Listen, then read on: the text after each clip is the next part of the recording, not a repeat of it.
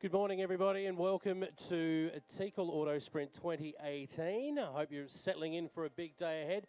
Of course, proudly brought to you by the EP Autosports Club, a host of sponsors that have jumped on board, lots of great local businesses. We thank Teak Corp, of course. Obviously, we're looking forward to seeing Peter Teakle's Ferrari getting around the track again today. The City of Port Lincoln, the Bendigo Bank, Dennis Transport, they're all diamond sponsors of this event this year. And our gold sponsors this year, Coates Lawyers, Impact Fertilisers, Harder Transport, Incitec Pivot Fertilisers, Onshore Electrical Solutions, and the Port Lincoln Hotel. It's going to be a big day of racing. Mark Nancaro is making his way back up into the commentary box. Looking forward to the action getting underway shortly.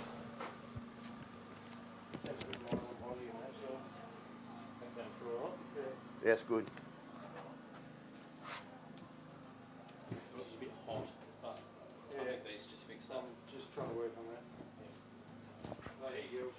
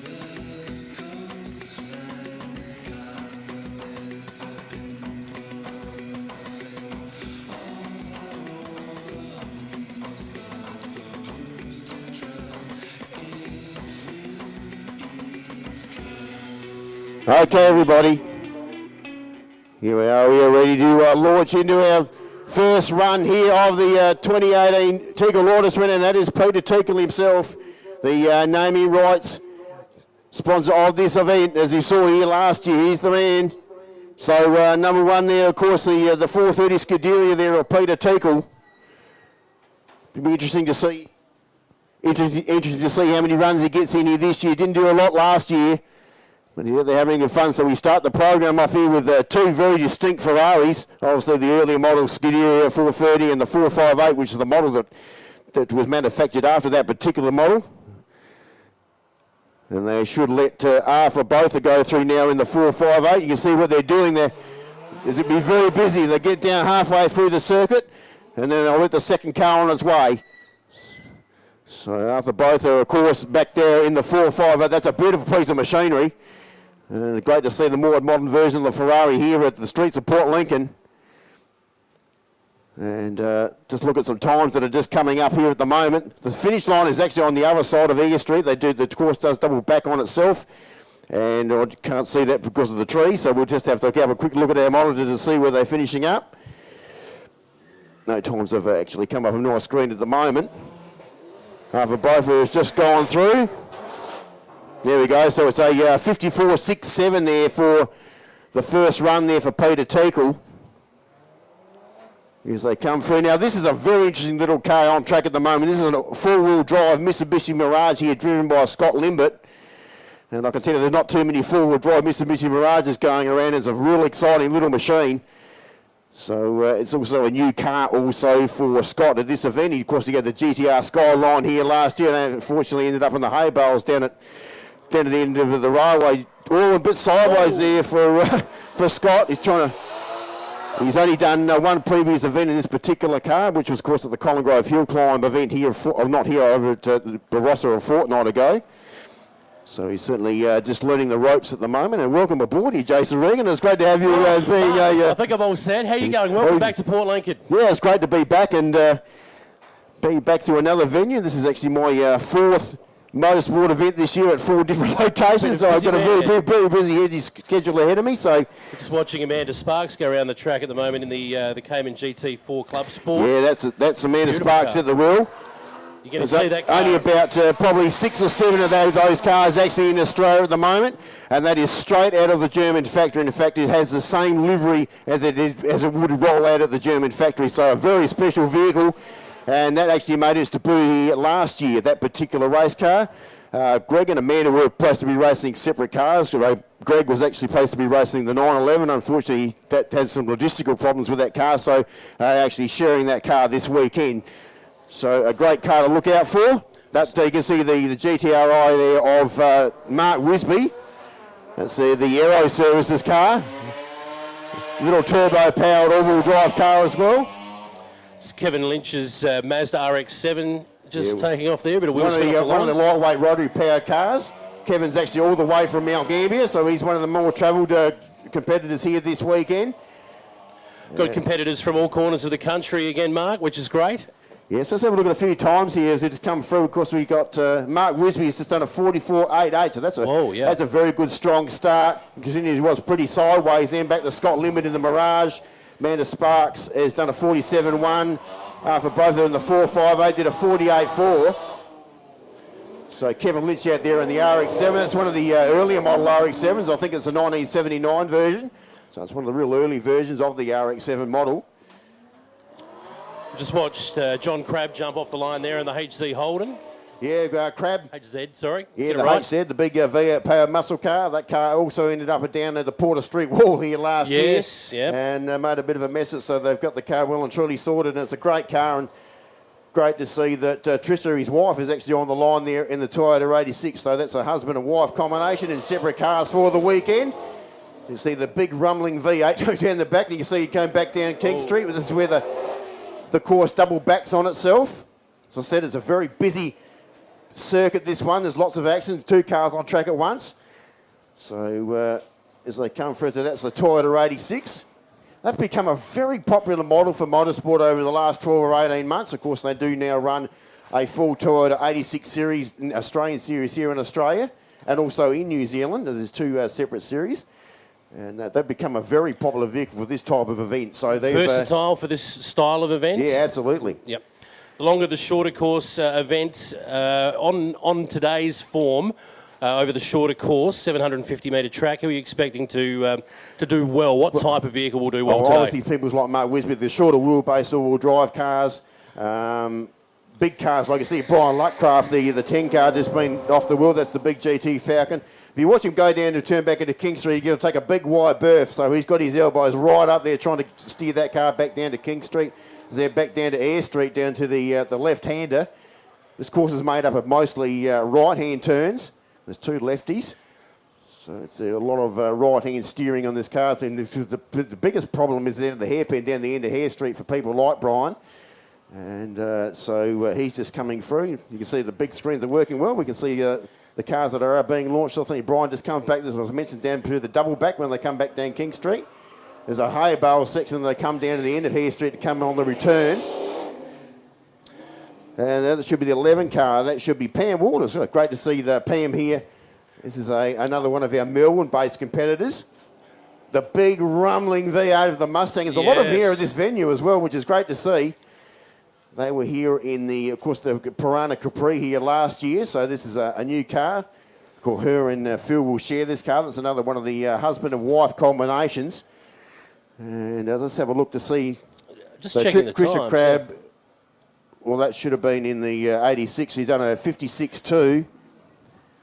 So still Wisby limits, and that's what I mean. Yep. So the top 2 are the four-wheel drive cars, the shorter compact cars. Yes, yep. And they run a different handbrake system also on those cars, like what we call a rally handbrake system.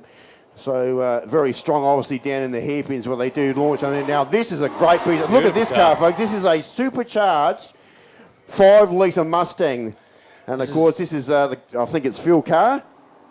Daryl Carr. My apologies. Yes. I was having a good chat to him this morning. That car has only had his second event. It's brand new.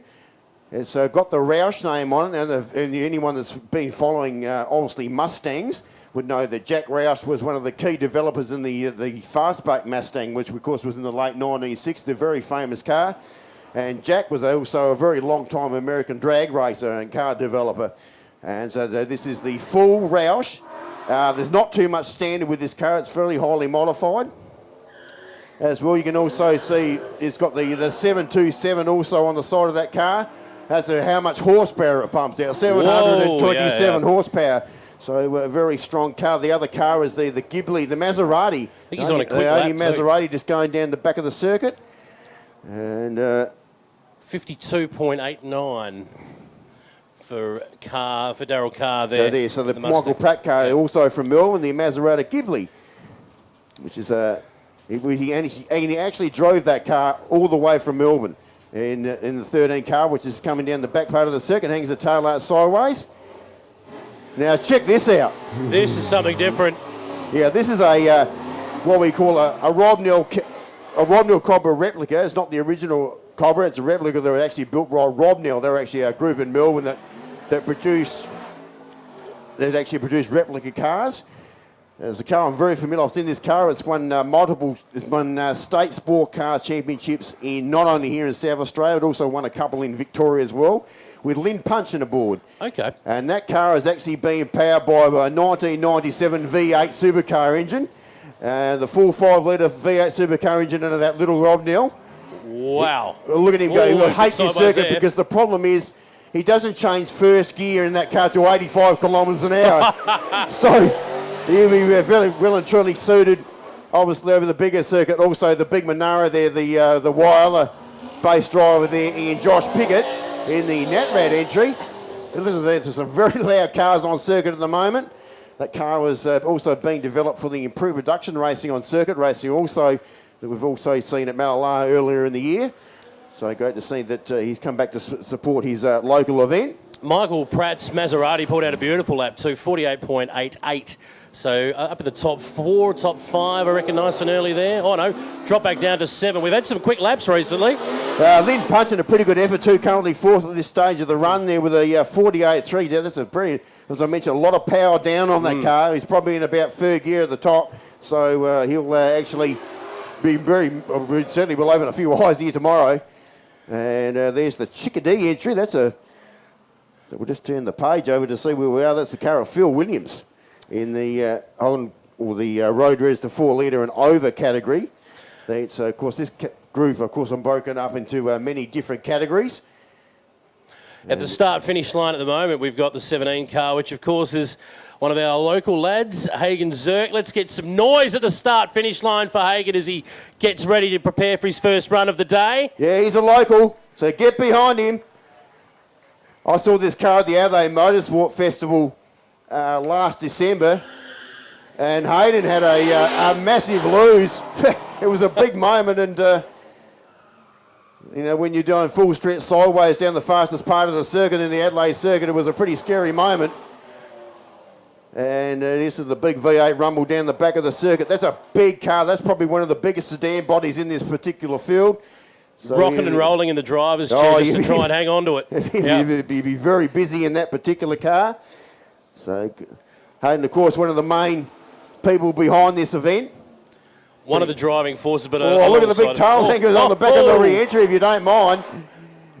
So he's really, you can see the arms working. Very busy in these driver's seats. So obviously the elbows are up. There's a lot of multiple gear changes up and down. So your hands are going left, right and centre. It's pretty busy inside of these cars. So certainly... lots of work to do. Here so he comes the back. 18 there of Ross Smith, that's a Nissan 300 ZX.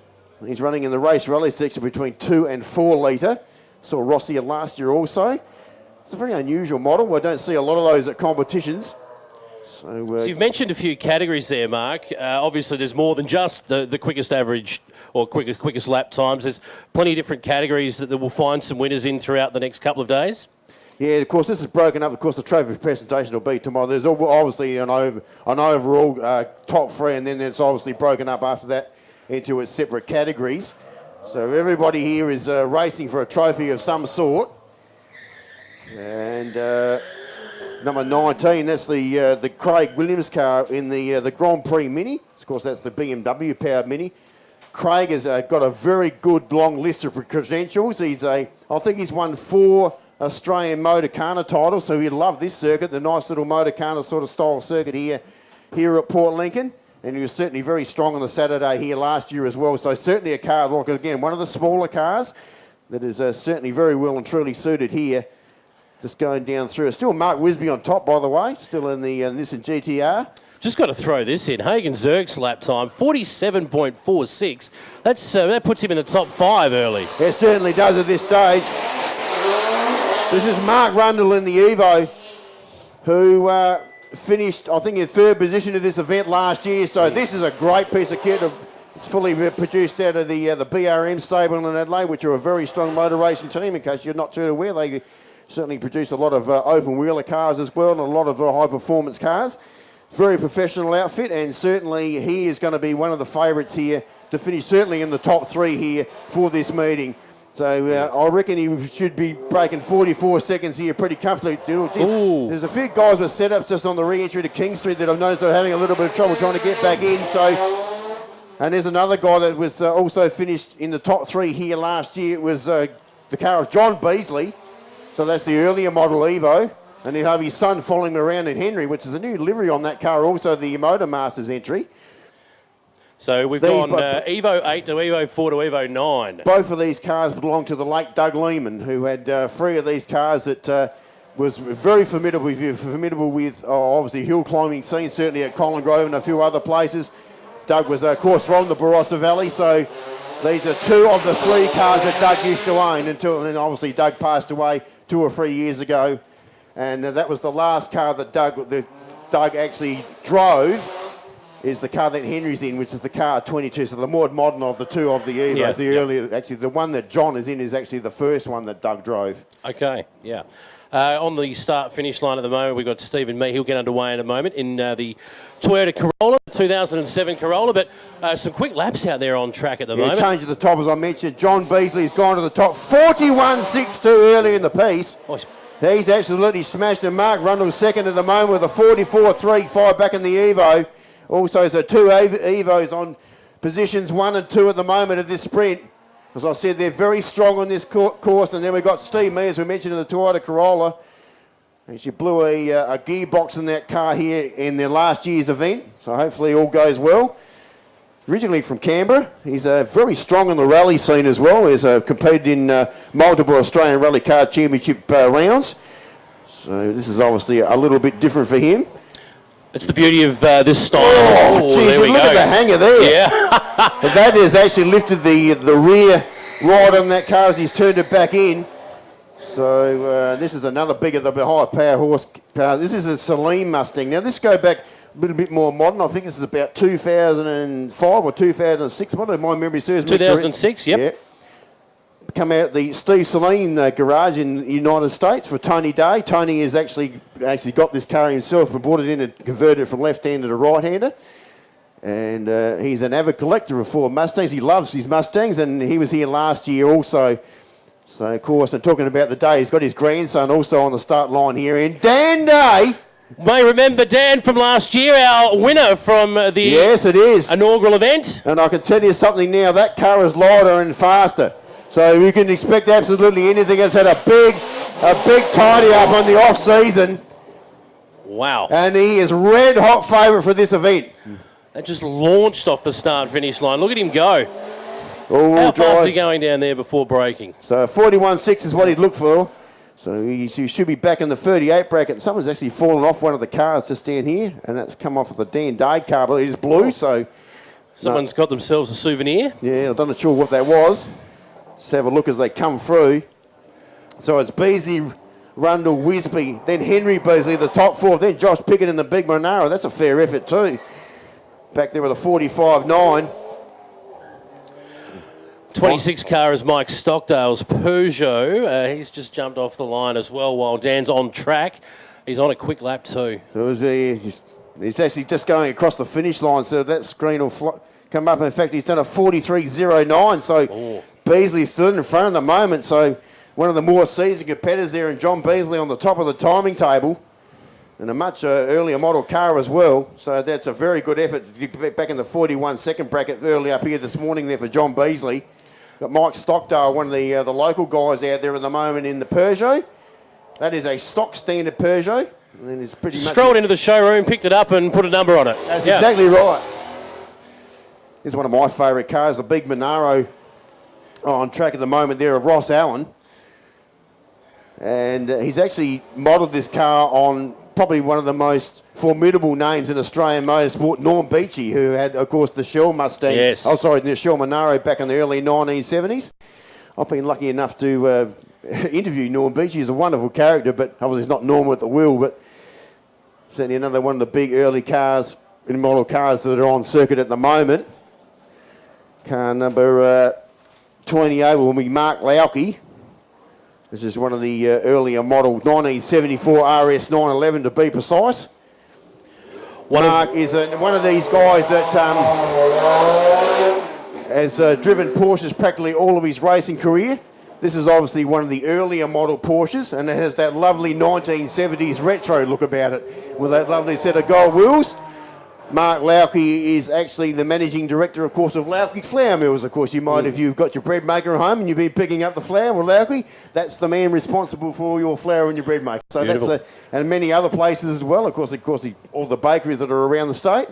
Speaking of beautifully presented cars, on the start-finish line at the moment, we've got Vels Satalic's Ford Falcon XR8. There's a wonderful story behind this car, Mark. Yeah, it certainly is. It's been actually put away in the garage for the last 10 years and left, and he's decided to bring it out for this event. It's actually a road-going car, and he's actually done the livery up like the old Ford racing days. If you go back to the days when Craig Lowndes and also Neil Crompton used to race the car in this very livid kind of style of car. We used to nickname the car the Green-Eyed Monster, yes, obviously for the headlights on the front of that car. And he's done a great job in presenting. He's also one of the local guys here from Port Lincoln. So great to see him on board. So Going it's still well John too. Beasley, Dan Day, Mark Rundle, and Mark Wisby in that order. They're the top four. Okay, so another one of a lot of credentials just coming off the line is Tony Wallace, the Boostworks entry. Unfortunately, that car didn't even blew a gearbox up in the first. Oh, he's hit the curb. Oh, I think he has too, yeah. Very wide there for Tony Wallace. No damage. He's a former national improved production champion going back to 2011. He's a very skillful driver, and great to have him on board here. And he'll hopefully get through unscathed. There he goes down the back of the Nissan 200 SX. It's not a car that Tony's had a lot of... hello. There's a bit of stuff happening at the back of that car. Bit of drift there. That car actually does come from a drift basis. So he's just showing you what it can do there for the moment. Just heading down the back of the circuit. And Vels Satalic there did a 49.7, 48.1 there for Mark Lauke, of course, in the Porsche 911 RS. And Tony Wallace has done a 46.1. I said he'd be pretty stoked with that. No change to the top three early, and it's a familiar top three, Mark. Yeah, it is at the moment. So we've got Glenn Boucher out there in the MG, which is a car that he actually has made up for this event. He wasn't here last year, but I was talking to him this morning, and he said he loved it so much he had to build himself a car for this year's event, and that's exactly what he's done. So he's actually a Formula Media photographer. He used to actually take photos at motorsport events, and now he's got himself stuck in a car. Got another Porsche 911, I think. It was what model we got? 911 SC there. That's Gino. Yeah, one of the early 80s models there. Yep. For Gina Lavere. I hope I got that pronunciation correct. So this is now the Limber car. This will be brother Greg at the wheel, and having his first run in this car also. So once he's actually seen this competition, a lot of these cars are shared, so they go back and jump out and put the other driver in. He's seen a lot at particular sprint events. But this is an exciting little... Oh, he's a muff to start there, so... Oh, gee. I'm not too sure what he's doing there, but there's certainly some issues there. Greg not too sure how to get the launch off there. And that car is coughing and spluttering his way around the back of the circuit down towards King Street, so obviously some issues. Not pretty. Okay, so now it will be the main man. It will be Tony Rodder. Here he is, ladies and gentlemen. I'll tell you what, you'd be pretty, if you're a Port Lincoln local, you would have seen plenty of this car around the place. Absolutely. Looking great with the Magic 89.9 logo on the bonnet. We need to make some noise for Tony, folks. He's put a lot of work in with his committee here. Let's get into him. Get him off the line. And away he goes. I'm not sure how much sleep Tony's had. He was here pretty late last night trying to rebuild this circuit, so He finally gets his chance to put a race suit on and helmet, and away he goes. No change at the top of the order. Nobody knows this circuit better than Tony. Let's just put it that way. Well, he should know he built it. Yeah. He designed the circuit, so he's got no excuses. And the man that is on the start line at the moment is Bill Adams. I'm just watching Tony just go down towards the back of the circuit. Bill is the man responsible for actually starting the Air Peninsula Autosports Club. And that club actually started on his farming property just out in the region. So he's a very important figure here. Oh, he's gone. Oh, into the... And unfortunately, he's hit the concrete barrier there, and you bounce off of those. You don't move those concrete barriers, so... He's going to have some work to do. That's going to be fairly badly scratched.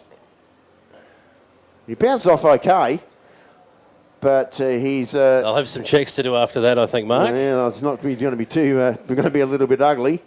Tony Rodder did a 49.76. Have you ever heard of a supercharged Austin Healey? We were about to hear and see one. We saw this car of Dean King here last year, the 37 car. And what a crowd favourite it is. You listen to this thing as he launches it, and away he goes. Bit of trouble at the start, but yeah, he once was it a bit gets tardy going, to start, yeah. but this will be a much better over the bigger course. And there's a lot of clean air, and now he's away down through King Street past the Domino's Pizza restaurant there. Geez, doesn't it grab hold when it gets some traction? Yeah. So Dean King. So Bill Adams did a 55.5. Obviously, he's clobbered the wall there, so that's be well down the order. Still John Beasley with that 41.6. Gee, that's really dominating the time of the timing screen at the moment. So there goes Dean King. Gee. Car 38, I think that's the Will Herbert car, the B&W M5, one of the earlier model M5s.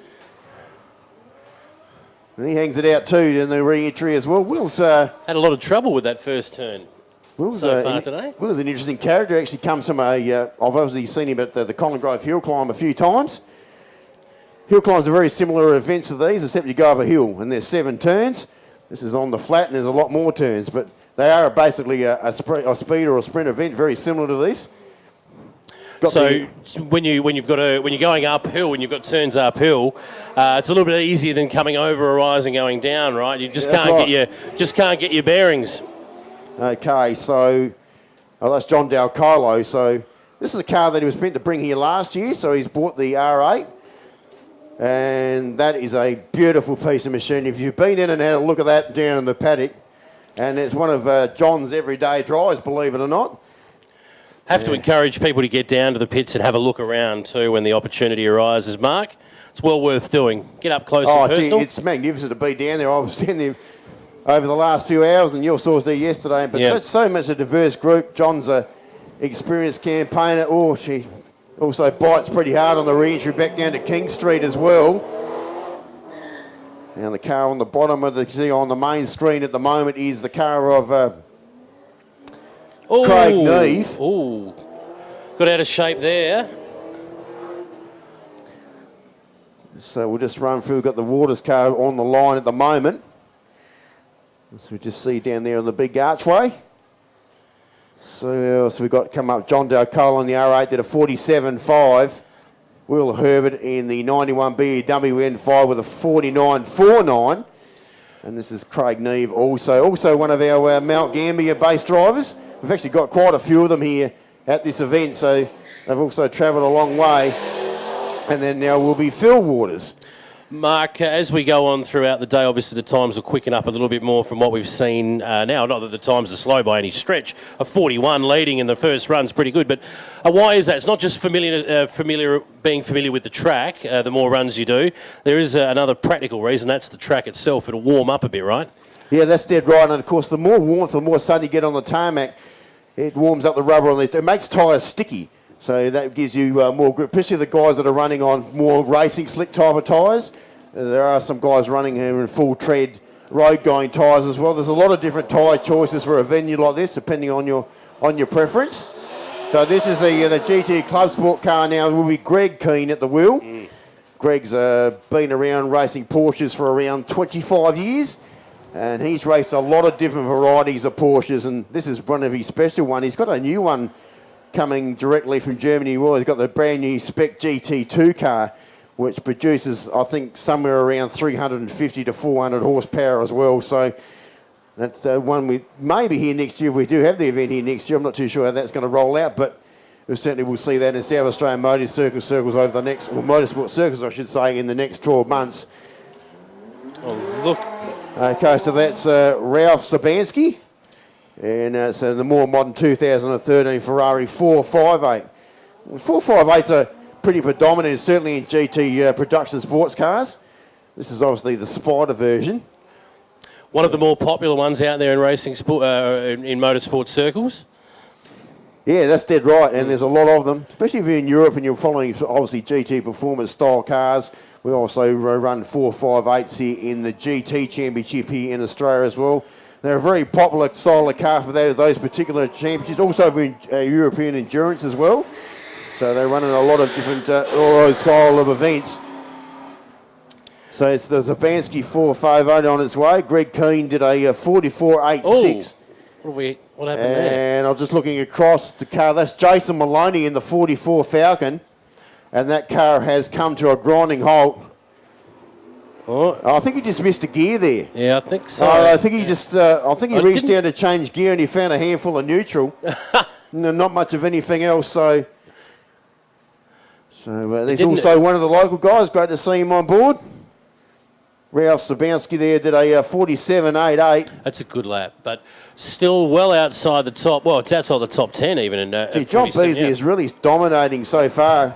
41.6, and we've got someone that's got. Oh, that's the Maloney car down. I hope you like that bit.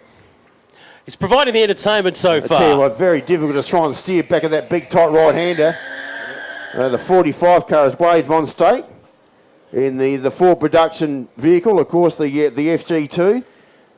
Wade is also from Mount Gambier, and that car is actually at its very first race event. That car combination, car and driver combination. It's another one of the larger cars in this particular field.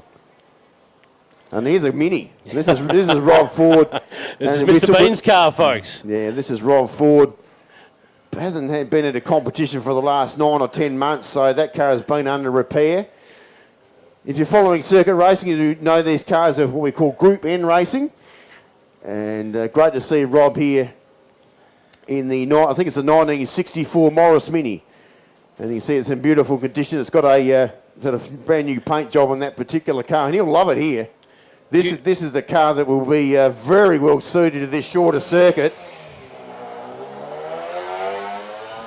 Of course, they are front-wheel drive, so around he goes. Around he goes. No problems there. So steering is not a problem. They got a very tight turning circle, as you would expect.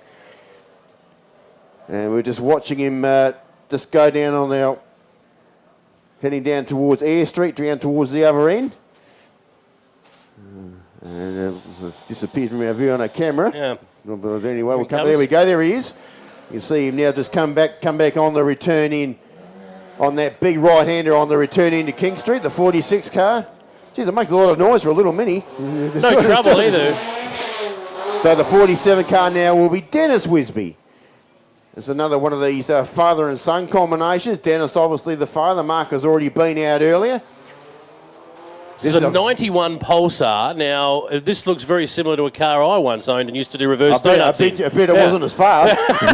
Put it in reverse and do some donuts. Yeah. But I think this has got a bit more work done on it. Yeah, obviously turbo power GTR, full spec, very exciting little race car. And this is with Dennis at the wheel and just taking his time. This is actually their first event also for 2018. Car is very formidable at hill climbs, walkie sprints also. And I'm not too sure what Wade Von Stake is doing about there for the second time. He's obviously taken the wrong gate and come back in, so he's not meant to be there. So he's obviously exited, stays right and not left at the exit gate. So he's obviously come back on course for some reason. Dennis Wisby there with a 49.66. Rob Ford back there in the Mini with a 47.58. Still John Beasley on top. So mid-40 seems to be the go, at least for this first run. You'd expect So we've got one or 2 seconds to come off that as the day goes on? Will. Another one of our retro-looking 1970 Porsche. That's what we call an IROC Porsche for Vic Moore on board. IROC actually stands for International Race of Champions. It's actually a championship that we run here in Australia, and it'll actually be at Mallala Motorsport Park next weekend. Excellent. And for that championship, and that's a category that covers that style of 1970s Porsche. It's a great series if you ever get a chance to see it. Mark Lauke is also in one of those style of cars that we saw earlier, and Greg King was supposed to bring his as well, but that's not here. So we're going to have 3 of these IROC Porsches on track here this weekend. But this is now Vic Moore in the all black attack Porsche. Whoa. Andrew Campbell in the 49 car. And this an S14. So mid-90s build. Now you can notice the big aerofoil on the back of that car. It's either set up for what we call time attack, and also Andrew's done a lot of work drifting competitions as well. So that car is pretty much set up for a drifting competition. So you see a lot of sideways stuff from that particular car over the weekend. So obviously makes the back end a little looser. That's what that is designed to do at that height. Yeah, well that's downforce on the rear of the car. That's why there he goes again. He'll do a lot of sideways manoeuvres like that. So heading down towards the back of the circuit. Vic Moore in the Porsche has done a 51.54. So Michael Nixon in the Mark II Escort. He was also here last year. And no problems he slowed up there. I think he missed a gear. Just sort of struggled back on the re-entry into King Street there for some reason. It's a lot of exciting cars. We've got Simon Phil just down, also from Mount Gambier, back down there on the start line, ready to be launched away. Car had gearbox problems here last year, so it didn't complete the event. But gee whiz, if this car is what it's designed to do, it's also going to be a probably top 5 or 6 finisher here for this event.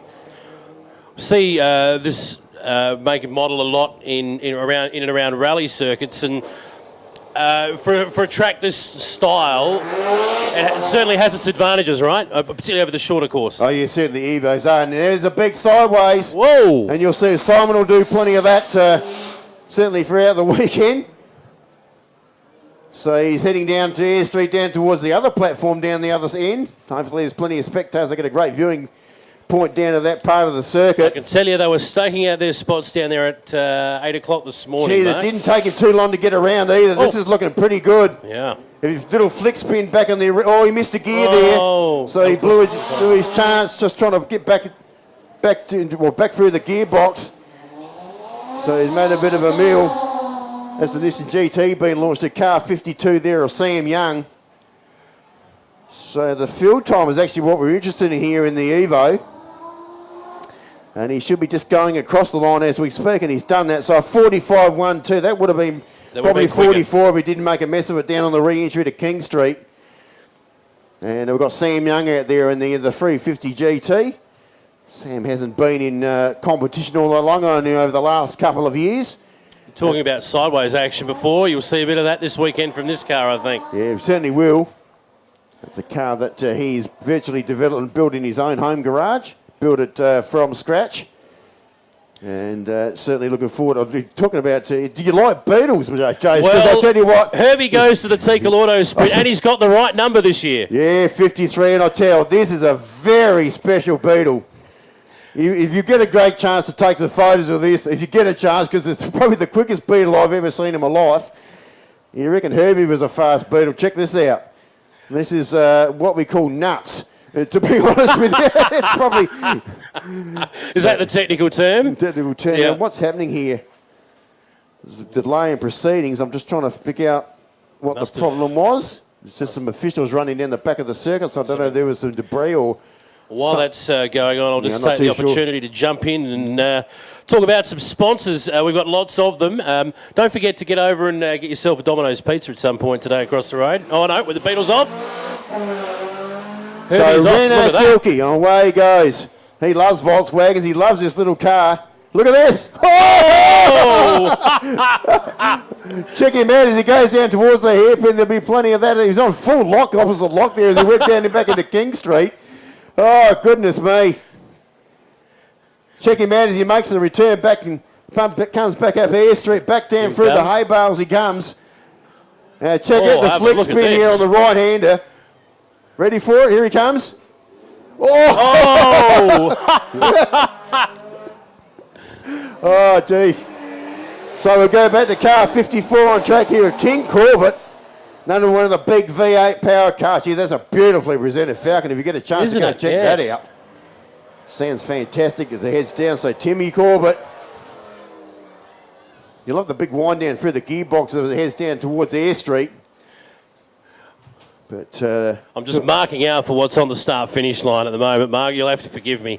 It is pretty special. Isn't it? Brennan Filkey, they're back there on the Volkswagen 4703.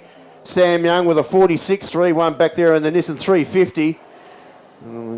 So the big Falcon there of Timmy Corbett. But what's about to be launched now is Kevin Weeks. This is a V10 twin-turbo Lamborghini Gallardo, if you don't mind. Have a look at this thing fly. The Superlock entry on its way. He found it a bit tough in this tighter circuit, but he'll get through it pretty quickly. Kevin Weeks, a long-time competitor in lots of different things, tarmac rallies, circuit, hill climbs. He's had Porsches, GT40s, you name it. He's had all those big exotic race cars.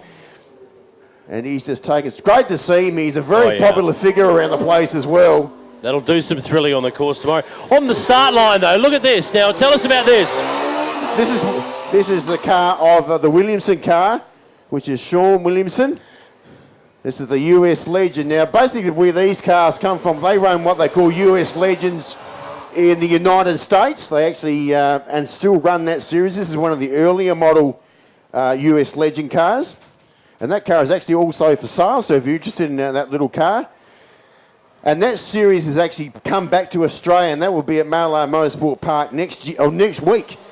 And that's the kind of cars you'll see. It's kind of where the Aussie racing cars idea came from, and that was kind of the body style kit they used to use in the early part of that series.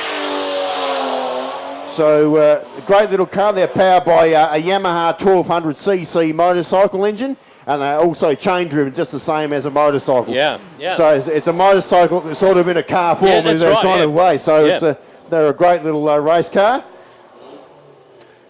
So we saw that's Peter Scott in the big Mercedes-Benz S. That's also a new car for Peter. Remember, he was out here in the Lexus here last year. Yes. He's one of our shark charter guys from the local there, I do believe. So great to see him on board. You can see the fresh fish entry going down through the back of the circuit. But this is a car that I'm being eagerly waiting to return. The bright orange 58 here of Teakle Downer. Takes me back, this one.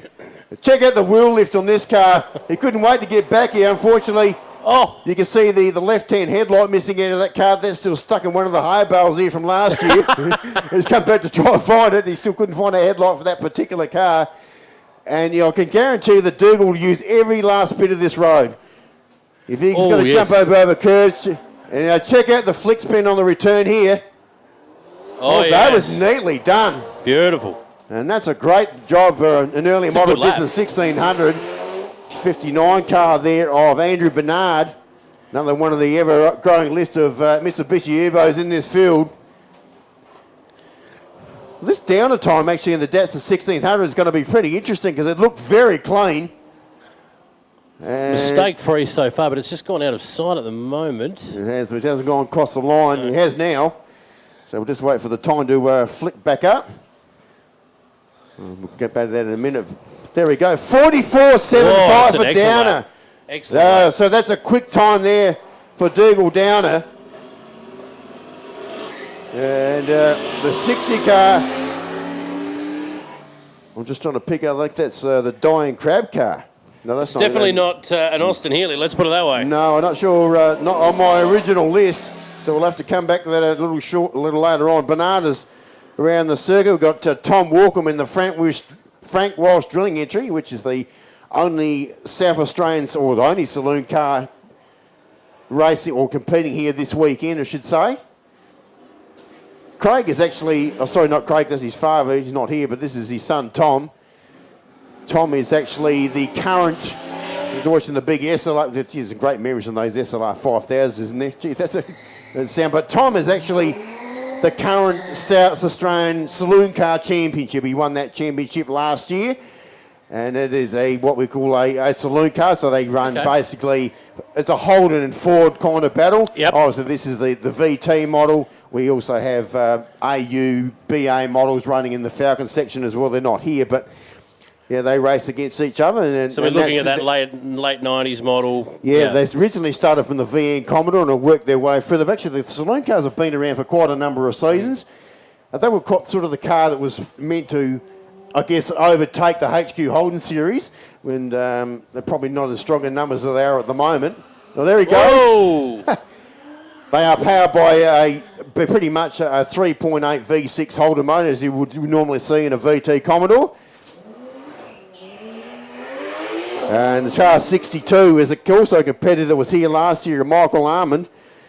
This is the 2016 991 GT. Mike has been very busy. He's actually was in Melbourne last week as a support category, obviously running in the Carrera Cup Series. Not in this particular car, of course. So he's virtually gone from Melbourne back to Adelaide, reloaded, and come back over here for Port Lincoln this weekend. He loved the event last year, and great to see he's also brought a brand new car to this event. It's not a car we've seen a hell of a lot of. So looks, oh no.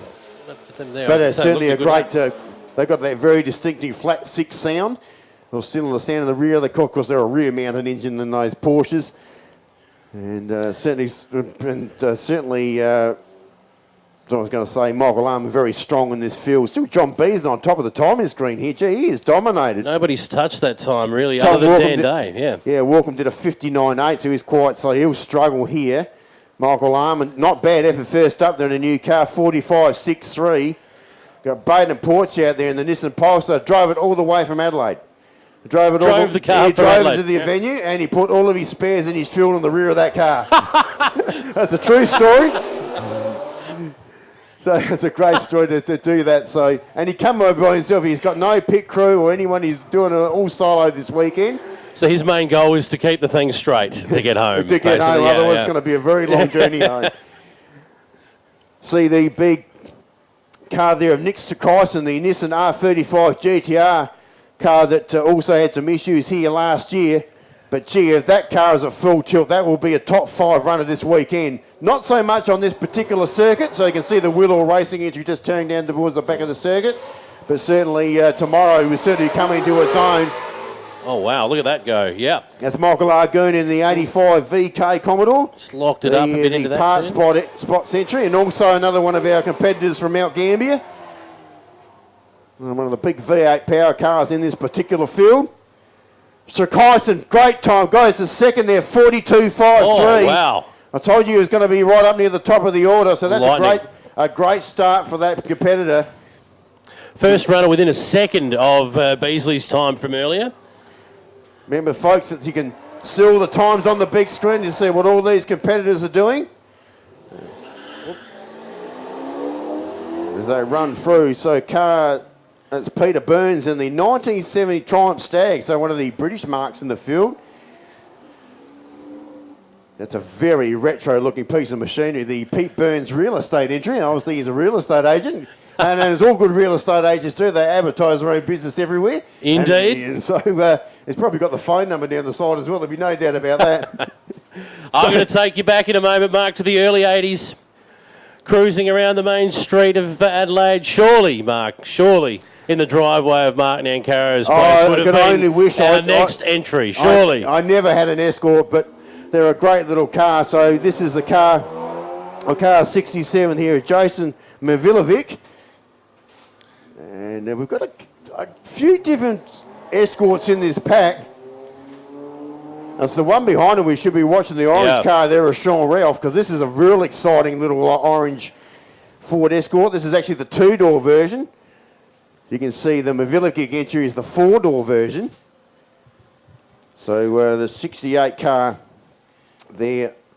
Sean of course, Sean Ralph, I should say. If Sean gets this right off the line, just watch it jump off. This is the full spec 2-litre Escort as well. Very exciting. I've seen a bit of Sean at Collin Grove Field Climb over the last few seasons. It's what we call a wheel lifter, and it will do probably plenty of that. There we go. Look at that one. Look at him go. So that's a good effort off the start turning back line. down to King Street. Oh, he went a little wide there. He got right up on the curb. Not a lot of room for error down there because you're looking at the Bendigo Bank concrete barriers very quickly there. Well played. A little nod to Bendigo Bank too. So just heading down towards Eyre Street there for Sean Ralph. The Mavilovic entry has done a 59.3, so he's much slower. Pete Burns back on the Triumph Stag with a 49.19. So just going back, there he comes back inside the complex, to double back on itself. A much stronger run also. 69 coming through is the car of, I think that's Jason, or John Kemp, I should say. This is one of the new Ford GT Mustangs. We saw the car entry a little earlier on. This is the naturally aspirated entry. That is a serious piece of machinery that's on track right now. We're about to so see the it come Kemp back car at the moment. He might be struggling around this tighter circuit, but like I said, these big V8 power cars will certainly come into their own tomorrow. And that's the great thing about an event like this. You've got two different comparisons, two different circuits to see how cars operate over these two circuits. Some cars will have more disadvantages and advantages than others over the 2 days. Ian Grokey and the V8 Power Capri. Isn't that a beautiful looking piece of machinery? How well presented are these vehicles for this show? Unbelievable. Ian's actually had his very first event also. And what a car to bring out to your first event. That's a great little car. One of my favourites too coming up on the start line. I'm looking forward to watching this go. Steve Conroy's Holden Tirana. This is something else you would have had in the driveway in the mid to early 80s. Yeah. Seen a bit of it. See you last year. I was managed to catch up with Steve at the Adelaide Motorsport Festival last December. It's a very lightly suspended car. And so it gets around, so power down, so the show trek entry on its way. Also one of our locals from the Eyre Peninsula. And away it goes. I think when you look at retro Tiranas, I think purple is the colour. I think there's no doubt about it. No doubt at all. So Ian Grokey in the Ford Capri with a 53.2. We got John Kemp there in the Ford Mustang at a 47.94. Still John Beasley. Gee, they're not going to get anywhere near that. So it was only Nick Strakaisen that was the closest. Within a second. The only driver within a second in our first run. Dan Day rounds out the top three, last year's winner. This is Martin Radford in the Evo 7. It's a car that's fairly new to Martin as well. Has been also competing at the Collin Grove Hill Climb circuit over the last season or so. Martin's got a long history in motorsport here in South Australia, not necessarily driving, but pit crewing for some of the famous names over the years, like the Nuckies and a few of the others that used to race sports sedans back in the 1970s. So he's been around a long time, but this time he got sick of being the spanner boy for everybody else and decided to jump in a car and do this. Have a crack. Within the ever popular Evo. Gee, there's a lot of them here. There is. This is Steve Miller in the 73 car. In his Datsun, 71 Datsun. Now, the 1600. Yeah. This has actually been developed with what we call an improved production car. Steve did a bit of improved production racing last year at Malar Motorsport Park. It's also covered a few of the Rally SA events as well. Steve's very good friends with a name you might be familiar with in Gil Slade, of course, the father of V8 supercar driver Tim Slade. Yeah. And so they've been long-time partners in driving cars like this. Comes all the way from Noongar in South Australia, down the southern suburbs of Adelaide. Country boy, then we'll call him. Nearly. Yeah, just about. So we're second to last runner of the first round, I believe. Where are we? We're just about there at the moment. Just about there. So this is a 74 car on track right now. The Rover SD1. Special delivery, that stands for Special Delivery 1. Now, that's true story. That's it. They come from the... So 79, these cars are built between about 76, 82, the SD cars, V8 powered Rover. Even though they had the Rover badge on, they were actually the most of the parts of them actually come from the Leyland factory. So you remember a lot of the British marks. Oh, the big one! He's got it on the opposite lock there. So down through, and then we've got the XL here of James Benford. So he comes from what we call the Circuit XL SA Racing Series. He's the only one here this weekend. They've actually got 60 of these cars at Bathurst this weekend for the 6-hour event. There's quite a few South Australians have gone. In fact, Asher Johnson yesterday, the South Australian champion, actually went over and took pole position for that event yesterday in one of these little cars. They ran basically a 1.5 twin cam motor in those cars, pretty much like they just buy them out of a car yard for $1,000 and turn them into a race car. They're probably not the fastest thing, but as far as economy goes and budget goes, they're very cheap to run. So if you're sort of starting out... And that's exactly why we did round one of the state championship at Mallar back in February. We had 33 cars of these on the grid. Oh, wow. Yeah. So they're very popular race cars. James was originally from Port Lincoln, now lives in Adelaide. He actually works at Montine Hyundai. Okay. That's where you can see the Montine Hyundai livery written down the side of that particular car. And that will round out. Now, what we're going to do here... I think we're done and dusted for that round. We will go to John Beasley with a 41.6, Nick Strakaisen with a 42.53, Dan Day with a 43.09. I reckon that'll improve out of the side. That's what we saw last year with Dan Day. A little bit slower the first runs, but that'll get better. And then back to Mark Rundle there. They're probably the obvious four there. Then Dougal Downer, which is funny enough is the oldest car of that top five. So you're looking at that top 10. I mean, when you get down to about 7th there, they're all in the 44s. So realistically, any one of those cars, if not all of them, will end up close to or going below 40 seconds. Just a quick note of what we're doing here. There is a track crossing happening here for the next 4 or 5 minutes. So if you need to actually cross the track, I think it's down there by the Boston Hotel by the looks of things. There's people moving around down there. I'm trying to pick out where the... It was supposed to be a track crossing, so you've got a quick, brief moment to move around and change positions. While that's happening, we might just go through some of our sponsors for Teakle Autosprint 2018 because there's plenty of them and lots of local businesses make an event like this possible. I want to talk about Boat Supplies, who, of course, they'll have...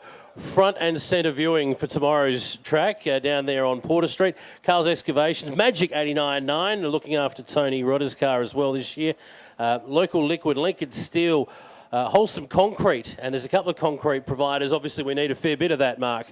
The concrete providers around the place.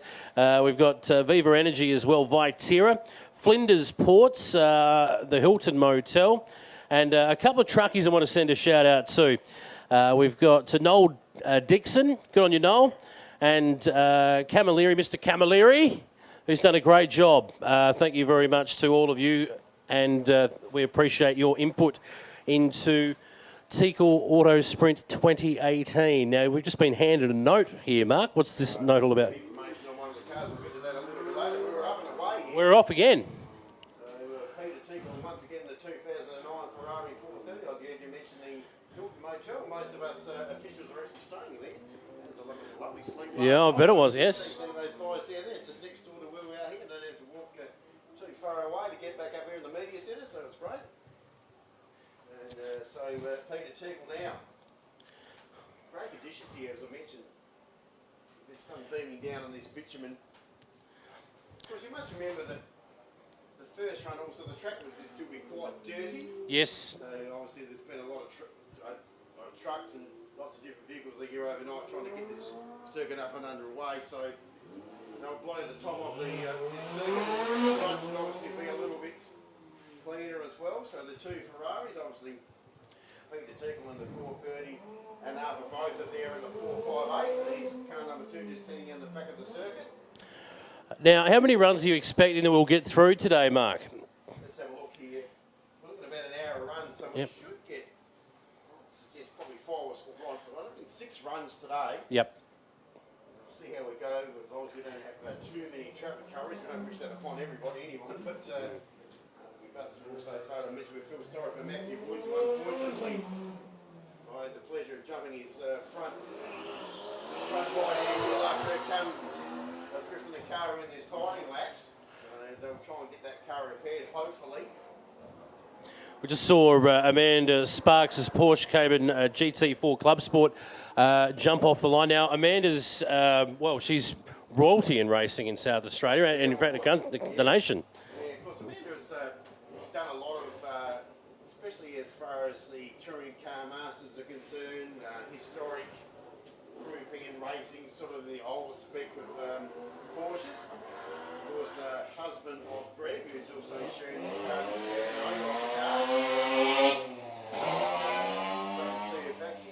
Made a bit of a name for herself, certainly in the Touring Car Masters, as far as being one of the really, I think one of the first females in that particular series.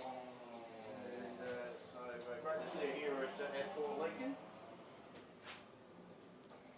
So we've got Peter Teakle with a 54.96 after both of there with a 48.43. We've got Kevin Lynch out there in the 1979 Mazda RX-7. Oh, there we go. There's the hanger. Oh, Nice and wide there.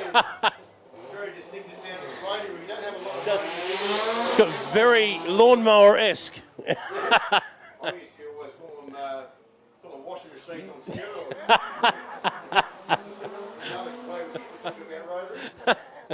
Mark Wisby on track. Mark's Nissan Pulsar back 91 model. Tell us about this car. Yeah, very strong car. It was very strong in the first run. And won this class also last year. So, In the same car? yeah, same Yep. car that we're here. Does a bit of off-road rally sprint work as well at Walkie Park, which is over in the Murray Valley. Okay, can you hear me now? There we go. There Thank we you. go, we're No, away. we've lost me mic. We're back on board. So where were we at? We're at Mark Wisby, who's done a 44.74. Kevin Lynch with a 48.61. Sparks there with a 44.82. Was a good run back there in the Cayman as well. So what's the delay? We're just waiting. Oh, there's a Toyota 86 out there, a Tricia Crab. You've got it listed down as a Monaro on your screen. That is incorrect. That is definitely not a Monaro. So she makes her way down to the and then it'll be husband John. He's definitely in the Monaro. Another Adelaide-based husband and wife team from the Port Adelaide area, I do believe. Well, try not to hold that against them, Mark. No, I will not. They have a civil training business also in that area. You can see the Adelaide civil training livery down the side of that particular car, or both of those cars. So Mark Wisby there with the 44.74 that I mentioned. Crab there in the Toyota 86 with a 55.39. And, John Crab just lights up the H-head Holden there. Two big, gigantic muscle cars. Brian Luckcraft, one of the local guys. How about for the local guy, Brian Luckcraft? In the big Falcon there. Yeah. Oh. Another one of the 1970s cars that's also painted purple. It's a way to go. Very popular this weekend. So Crab there, of course, that was John Crab in the HZ, 49.1. So just in this section, there's all the really heavy, high-powered V8 cars in this group. Oh, and away he goes. Look at the smokes them up. Down on the re-entry down to King Street. Managed to hang on. Took it very wide. And then, so the 11 car will be Pam Waters. We do have two P. Waters sharing this car. We're not to get confused. One Pam, the other one Phil. They are all the way from Melbourne. So they're great to see them here again. They were here last year, as I mentioned before. 1974 Mustang. That was a bit of a transitional period for Mustangs. They sort of got to the end of the fastback era where we got into the shorter or sort of boot sort of style car that they were back in those days, and that certainly depicts that particular model. Sort of that late 60s, early 70s changeover period. Yeah, sort of. Yeah. That would have been one of probably probably one of the later last model of the fastback series. I think it actually did finish making fastbacks in 1970. So, speaking of Mustangs, the evolution is complete, I guess you could say here. Yeah, the new and the old. Yeah. Yeah, there's 700 plus horsepower in this Roush spec car. Of course, it runs the turbo 5 litre in that particular car. Looked pretty impressive here at the first run. So car number 12 there for Darryl Carr, another one of the ones from Melbourne. First time we've seen this car or a Roush car, I think, a competition here in South Australia, right here at Port Lincoln. So the Mustang Motorsports entry is a part of that particular group. So some jump back to some times there. The Waters car, the Mustang, with a 55.03. Brian Lutcraft with a 49.76. We've got the Maserati on track at the moment of... the Maserati Gilby? Yes. Yeah, that's the one. This is Michael Pratt, car 13 on track at the moment. Just waiting for that time to come through. Drove that car all the way from Melbourne. So another one that's got a pretty long journey ahead of himself to get back home. They were a great spec car, not mid-90s car. It was sort of the reintroduced Maserati brand that certainly I think 1970 was the first they made of the Gilbys. They had a long sports car nose on them, and then they came back quite a few years later in a 4-door spec, which is Michael has actually got here this weekend. So here's our retro throwback in car 16. Peter Williams, the 85 Commodore. So we've got Josh Pickett out there. That car actually started at dirt circuit racing. That Monaro has been transferred into some tarmac racing. And great to see them back here for this event. Of course, they come from Whyalla, so just down the road. So plenty of 850 horsepower on that particular Monaro. Got back to the Chickadee. So far it's only the 7 and the 4 cars that have broke 45 seconds in our second run. Yeah, well, I think that's about to change. Not particularly with the Williams car, but there's a few coming behind that will be. Yeah. Phil, one of the local competitors there, got the retro Chickadee racing look, going back to, where would you be, the mid-80s. That's actually a VK Commodore. I can remember going back a long time ago that Alan Grice used to run a livery on that car, a car of the very same nature. The Chickadee was a very popular sponsorship deal back in the early 1980s. And it's great to see that he's brought it back to life here over in this part of the world. It does bring back a lot of memories for those that would have owned a VL. I did once upon a moon. Beautiful looking car. And they're one of the big V8 power cars in the particular field. Entertaining to drive too. Runs 5.7 litre V8 in that particular car. So, and then it's Hagen Zerk, your local guy. So give him a big round of applause if he comes down past King Street. There's a few spectators over there down by Super Chiefs. And nice and clean start to the lap. Car Ross Smith coming through in the 300ZX. So, here comes Hagen back again. Give him some help. He locked it up. Yeah. You don't want to lock it up too much there. You're looking at a water barrier right in front of you, even though they've moved that water barrier back a little bit further this year. So this is now Ross Smith. He actually did the Classic Adelaide Rally in 2016 and 17. So got to be a part of that. So that was, of course, a part of the Adelaide Motorsport Festival. So great to see him over here at Port Lincoln. He describes the car here as a love-hate relationship. You either love or hate it, so it's probably not one of the most prettiest things to drive. It's not I a think pretty he's good. Loving it at the moment on this lap. Gee, you reckon he braked late there? Yeah. Went in really deep on the re-entry there. Just about to say he didn't look, he'd made too many mistakes on that lap, but... That sounds like Craig Williams. So that'll be... Oh, he'd love this. This is right up his alley. These little short Motorcana circuits. He's won, I think, 4 Australian championships as far as Motorcanas, things are concerned. And I've forgotten now, the lost count of how many state titles he's won, but he's pretty competitive.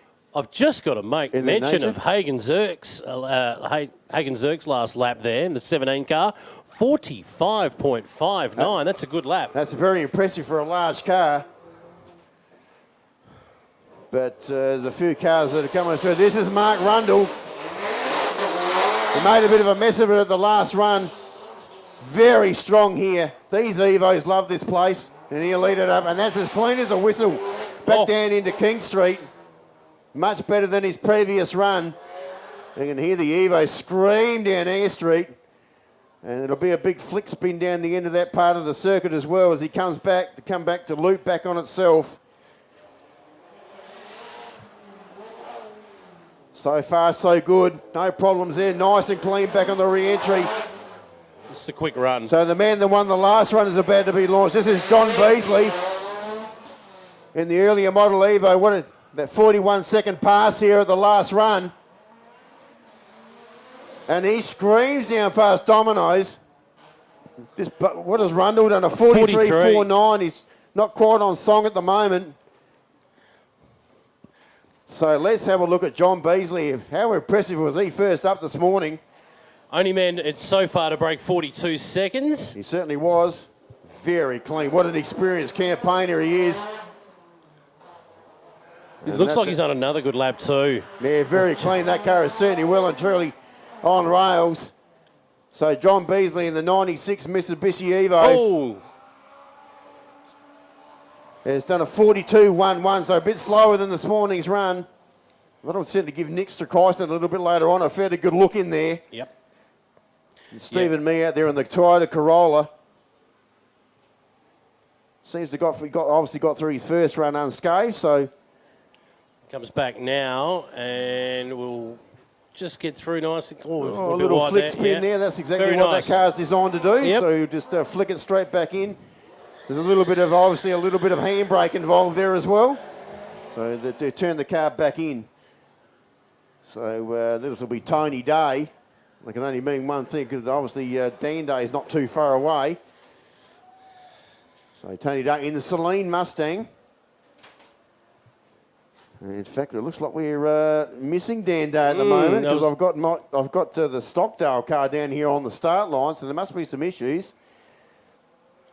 So on top of my timing screen here at the moment, I've still got John Beasley and Mark Rundle and Josh Pickett on a 44.7 pass as well. So that's a very good effort for obviously a much larger car. And no Dan Day in this run. So what does that mean with no Dan Day in this run? Well, not a direct lot. He's obviously got to make up a fair bit of ground if he's got to get back a little bit later on as far as the points configuration is concerned. So we'll have to wait and see what happens. He didn't win the first run, which is probably going to hurt him a little bit there. So Mike Stockdale on track at the moment. Tony Day in the big Celine Mustang there with a 49.19. And there goes Stockdale down there in the Peugeot. No problems there. And the RCZ Peugeot. In the Peugeot there at the moment. Car 27 now, Ross Allen. So this is 27 car. This is Ross Allen's Holden Monaro. Yeah. 1971 Monaro. Beautifully presented car, as we mentioned earlier. 6.2 litres of it. Oh. That's a huge donk under that hood. Be a big, heavy car to try and steer around this little tight circuit. So as he comes around to come back into the circuit. And you'll see him come back. There he comes back into our view once again. No problems there. Talking about big V8s, we've got another one to be launched here, of course, with Lynn Punchin. Whoa. Don't you love the big side pipes down the side of that Cobra? So beautifully presented again, but I keep thinking of Steve McQueen watching that car getting around. Yes, as I mentioned before, covers a V8 supercar motor in that particular car, the full 5 litre, and it certainly will shine tomorrow. There'll be no doubt about that. More so than here at this particular, but it certainly sounds great. As I mentioned before, as Lynn was telling me this morning, it takes me, I'm going to be 85 kilometres an hour before I get out of first gear. So it's going to be a bit tricky for him, but did a great job in the first run though. Ross Allen in that group as well on the 27 car with a 53.24. And now Mark Lauke back out there in the Porsche 911. Mark Lauke, a very experienced campaigner too, been around racing Porsches for as long as I can remember. So he's a very experienced campaigner. Also runs what we call a West race car, which is a completely different style of car, and in the West Series as well, which is another one of those motorcycle power cars. Vel Satalic's about to get the flag here. So Vel Satalic on his way. Lynn punching there the 47.76. It was a much cleaner run. The Green Eye Monster goes past us and heads back down in front of Arwell Court there. Yeah, we lose sight of it. Yeah, so Mark Lauke there, the 46.19 there for Mark Lauke. And Satalic and then Tony Wallace, Mr. Showman himself down there at the start line. I'm looking to see certainly some big things from this Boost entry. Well, a lot of wheel spin off the line as well, so a little bit tardy there. Also mentioned a very experienced campaigner on track at the moment of Tony Wallace. Heavy braking, he brakes very late, that's his style. Goes in nice and hard, uses all the track as well. Satalic there in the XR8 has done a 49.04. So he'll come back into the circuit again. Looks much better this time around, Jason. He's going to get this flicking out. No, he's held that beautifully. Right. Yep. That was much cleaner. Yeah. So a much cleaner run there from Tony Wallace. He heads back down towards the finish line. This looks a hot lap, actually. Let's see. We'll get the time in a minute. He wants to be probably in the 44-second bracket as far as his class is concerned as well. So we're looking to improve certainly on this morning's run. Back there, in fact, a 45.03, so not too bad. Keep him in touch. Now. We've got Gino. I hope I get this pronunciation correct. I meant to catch up with Gino this morning, but I couldn't find him. I'll have a go. Gino Lavore. Lavore, that's correct. I think that is it. So it is a Porsche 911. Got Glenn Boucher out there in the MG. That is Glenn. That's the 32 car. Yeah, that's the car especially built for this particular event. Yep. So we're just waiting for, that is the car on track at the moment with the MGB 1963, so that makes it actually one of the oldest cars at this event. Not the oldest. Well, I think 63, we were supposed to have the little Austin Healey Sprite here, Chris Bryan, but I have not seen that car on course at all for this weekend. Small hold up here, but I'm not sure why. I think we've got a finishing time there for the MG, 52 seconds of Boucher, but I can't see what's happening down there. Can you? Not a thing at the moment. No. There's a few officials on the move about. Got some action anyway. So can't see from any of my cameras what the issue is here. So everyone's looking down towards Eyre Street. There's a couple of officials heading down there as well. There's some movement heading down the back there, to the back of the track. Moving around, so we're not too sure. While that's going on. It's obviously a big couple of days of racing. Mark, tomorrow, the setup for tomorrow, gates will open at 8 o'clock. Racing will start from 9. That's the plan for tomorrow over the longer course. Yeah, much more exciting course, and that was certainly a very big highlight of last year's event once we certainly got into the Sunday program. And certainly once these high horsepower cars certainly come to their own fray here on that course. That course has been slightly changed also from last year. We've changed a couple of corners there for that particular event tomorrow. So Gino's certainly been launched. He's been sitting down there very patiently. So the 34 car, the 1982 Porsche 911 SC of Gino Lavore. Porsches have also been quite a popular model of choice here for this event. In fact, sprints in general, Porsche in general are very good sprint cars. They actually run their own sprint events at Madelane Motorsport Park. And with just Porsches. We're from the Adelaide Porsche Club, of course.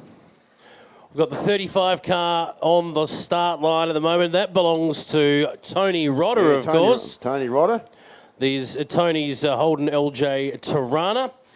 73 model. This goes beautifully. It's well presented as always. And, well, we know Tony knows the track well. As we said before, he designed it, so he's on his way. The Lavero car just hanging across the line too. And he'll be down the back. We can't see the finish line, which of course is down halfway down Air Street on the opposite side. And the Lavero just heading across that part of the circuit in a minute. Tony Rodder heading down there.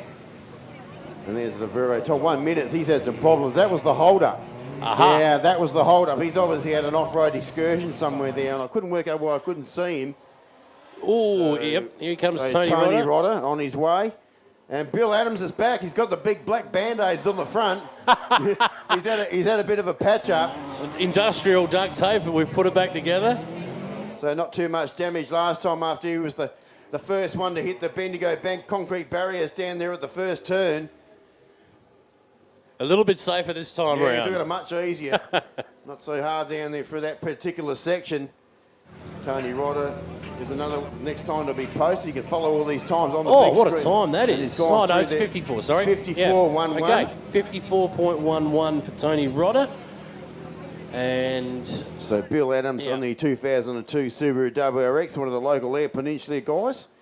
See there on our big screens there, he's just coming back on the re-entry into King Street. And then there's that big left-hander back down to Air Street, which he's heading at the moment. This is Dean King. Now, tell us about this car, Mark, because... very wide there under the curve there on the re-entry, so he's got a bit of a problem there. As Dean described it this morning, it's, it is a handful. It is a very unusual, obviously very highly modified Austin Healey Sprite. Runs a full turbo package on that car.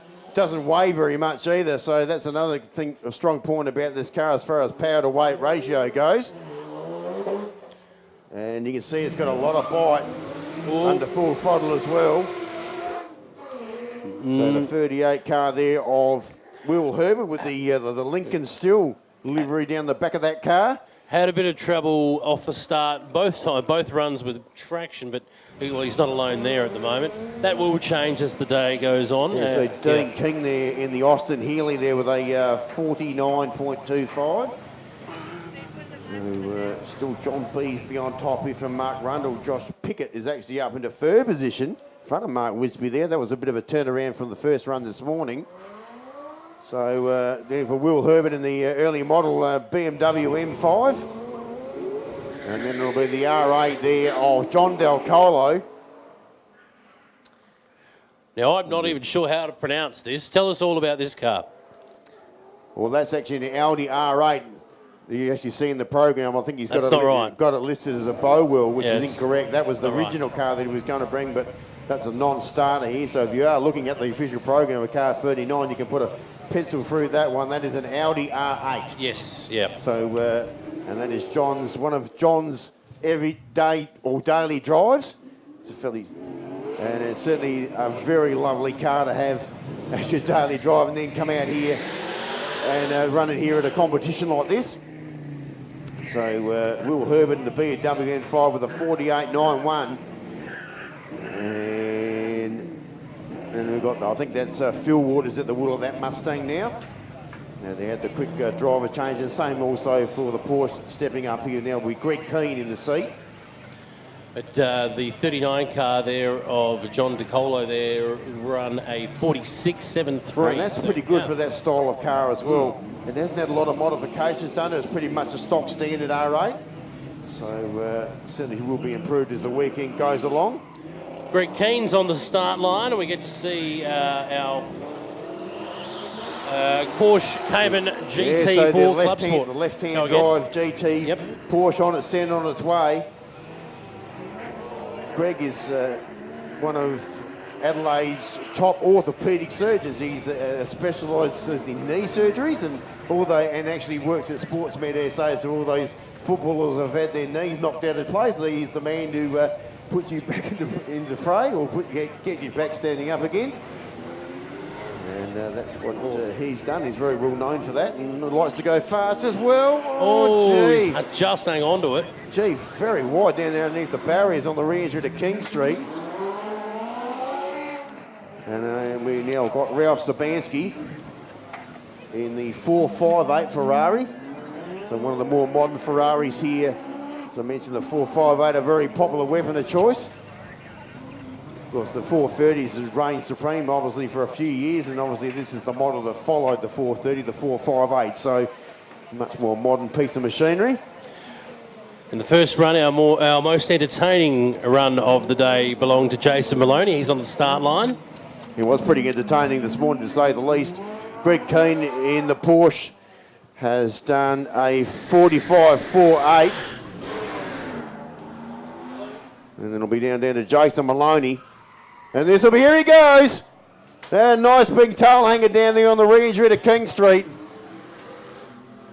We did give him a nickname last year, but we won't repeat that this year. So you can see the number plates in that car read rough.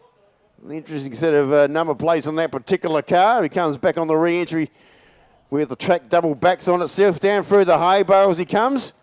And watch this for a turn. Here he comes. Oh, right up against the orange barriers. So Ralph Sabansky in the 458 there with a 48.21. Jason Maloney in the XY just heading down towards the finish line.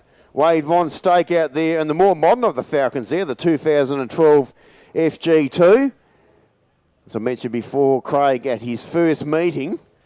So we'll have a little bit to take from this particular meeting.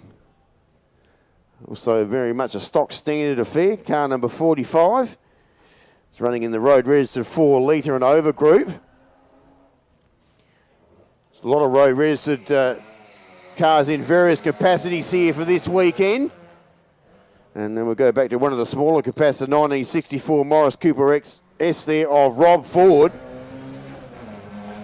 Went pretty well first up this morning, so very strong on this circuit. So the 46 car there, he's running in race rally section under 2 litre, obviously. So one of the little flyweights that run around on this little short course here on the Saturday program. That would have the best turning circle of any car at this venue. You could turn that on a 5-cent piece, I think, that car. As the 47 car just jumps from Dennis the line Wisby. there. Yes, Yeah, Dennis had a great run first up. So a car that are obviously being shared by the Wisby crew, obviously Dennis and Mark. Dennis obviously being the father and Mark being the son, as we mentioned before. They're a real family affair. They all travel over here and are staying here at the Hilton, and I've known them. A neighbour of yours for the weekend? Yes, they're just across the other side, so good to see them on board. They couldn't get enough of this event last year. They couldn't wait. I think they were the first ones to put their entry for this one this year. So you can see the ULX 110 entry. Also, Aerosport is one of their major sponsors on the side of that car. Dennis is actually an aircraft mechanic. Oh, and they run Aerosport at Parafet Airport and actually do service and repairs on all the small aircraft. So that's their business there. This is probably the closest thing he gets to being a pilot. And he sits in a Nissan. So the Wisby car there with a 50.6, I just mentioned. Rob Ford in the Mini there with a 46.38. You've got Vic Moore out there in the IROC 911 Porsche. So John Beasley's still hanging on to top spot in his Mitsubishi Evo. I'm eagerly awaiting Nick Strakaisen here. And he's not too far away. So Andrew Campbell in the 49 car in the Nissan S14. The turbo really working overtime as he gets down past Domino's. And then it'll be Michael Nixon. Interesting note, he's still got the quadruple spotlights on the front grille of that car.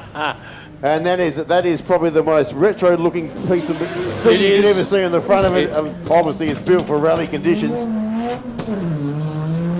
Andrew Campbell just getting through the bottom section. Vic Moore just heading across the line.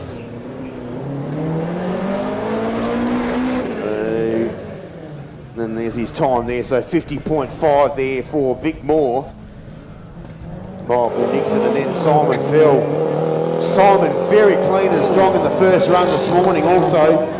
Campbell in the 49 car there's just run a 45.62. Now that's a big improvement on his first run this morning as well, much cleaner. So, like I said, once all these guys have had their first run, they know which way their circuit goes. Now they'll certainly get better as the day progresses. Okay, so Simon Phil extremely clean this morning. Well and truly inside the top 10 he was. There's a little flick spin down also back down to King Street. Well and truly inside the top 10 in his first run. And there he goes.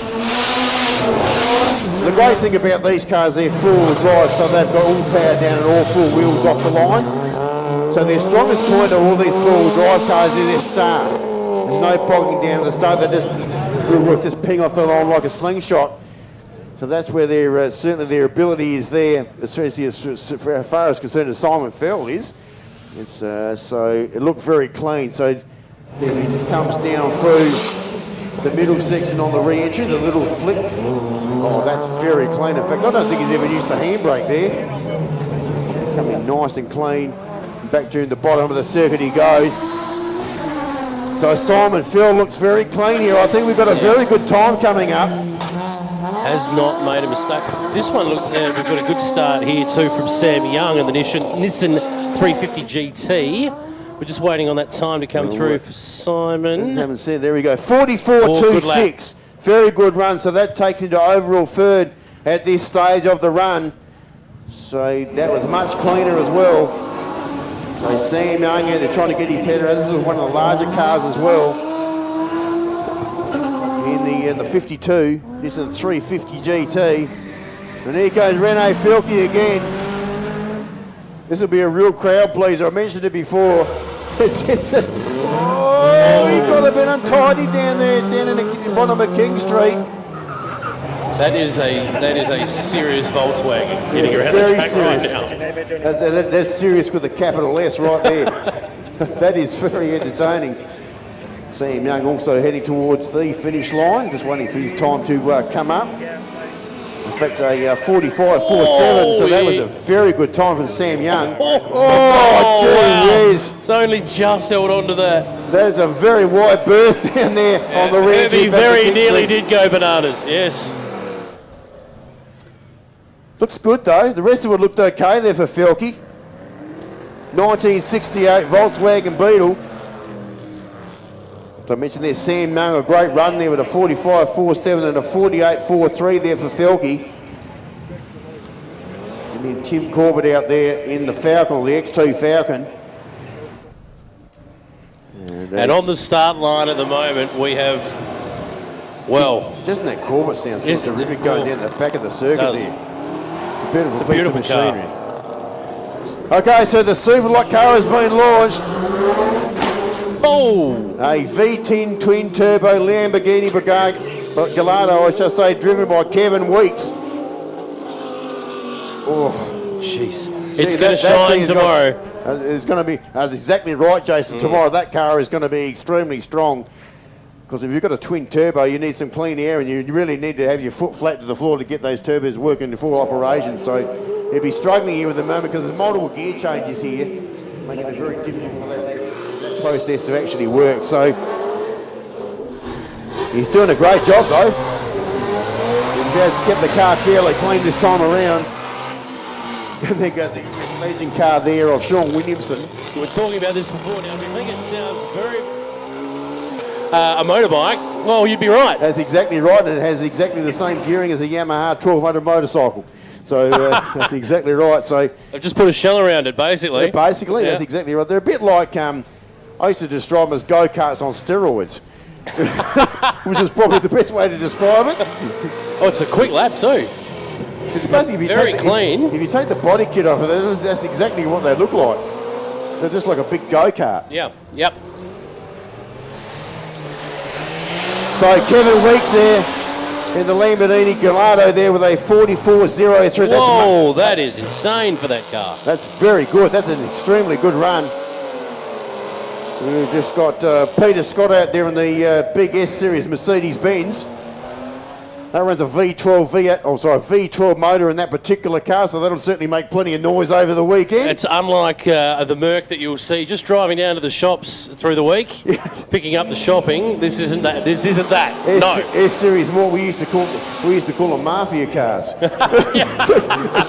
Especially if they were all black. You're looking for the Tommy gun out the back. That's it, right. Okay.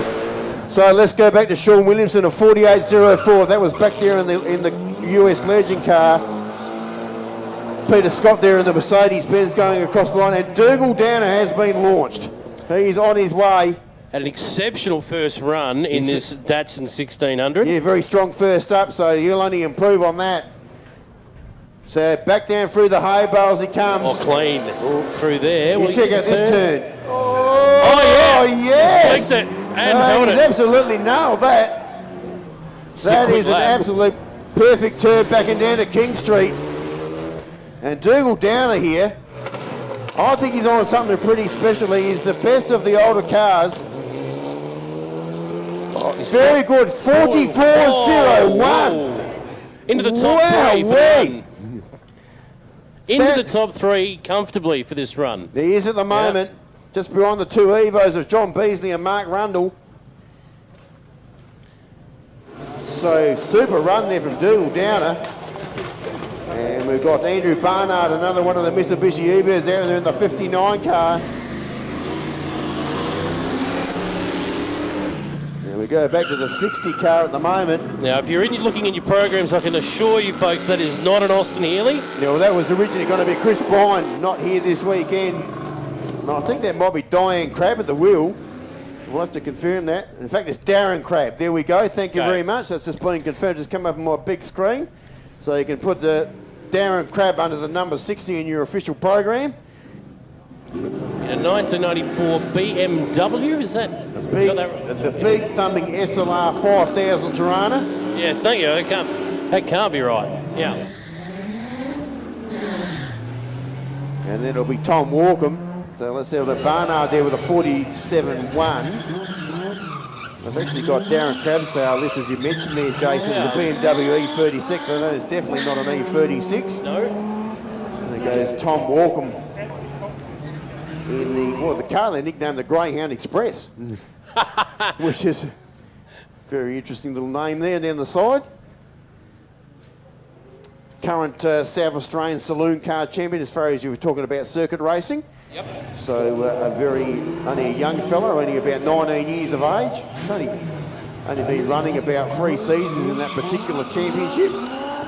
That particular championship you're talking about there, the saloon cars, when we talk about motorsport pathways, where is that championship ranked as far as going through all the way through to supercars? Well, as a matter of fact, it's interesting you bring that subject up. Well, you might remember we had Josh Keane here last year, was in the Wins V8 supercar, not here this week. He started from saloon cars. Okay. And he's just done 4 seasons in the Dunlop 2 Series, unfortunately not competing this season. But he actually did one championship, South Australian Championship in a VT Commodore, and then he stepped it up and ended up buying their own, obviously the V8 supercar that was here last year, and they're going into that series under their own banner or their own budget. Yeah, they go in different places like that from that particular championship. A lot of guys come from different backgrounds in that particular saloon car championship. We've got guys that have come back from Speedway to go in that championship to race in the off season, come from karts and move on to different areas. So they go in all sort of different directions, particularly from that particular series. Beautiful. They also run a national series as well. They actually turned it into the Super 6 series, which was a part of the Shannon's National Race Series as well. So it's there's a lot of bases to be covered in that particular series. Many different ways to get to that level, and that's obviously one of them through that. Okay, this is the car that we've been waiting for, Jason. This is Nick Strakaisen. Finished second in the last run for our 35 GTR Skyline on track at the moment. So he'll be looking to beat 42.11, which is the John Beasley time. Oh, it's quick again. And I tell you what, this is going to be very close. Yes, it will. This is and quick. Clean again. So the Wheeler Racing entry heads down towards Air Street. Braden Porch in the Polestar did a 48.05 in that run as well. Michael Arman was also in that group. 43.76 is very good.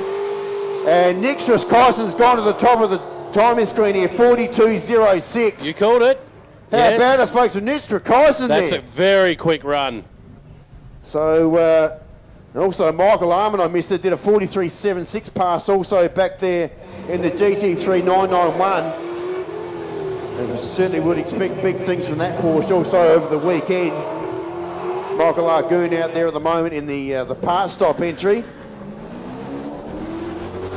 And there goes Peter Burns in the Stag.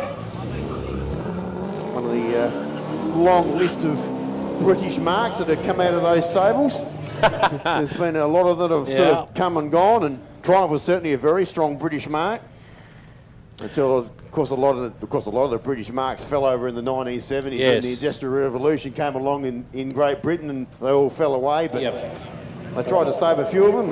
Obviously, people like MGs, which are still running today. Triumph was certainly well and gone. Landing was another one. Rover was another one of those British marks that fell away. Austin Healey was another one. We've got one of them here as well. Yes, we do. So a lot of those sort of British marks that sort of fell away in that era. They reckon the Japanese killed the British car making production in the era, obviously, but it's certainly a very famous era in car making and motorsport, of course.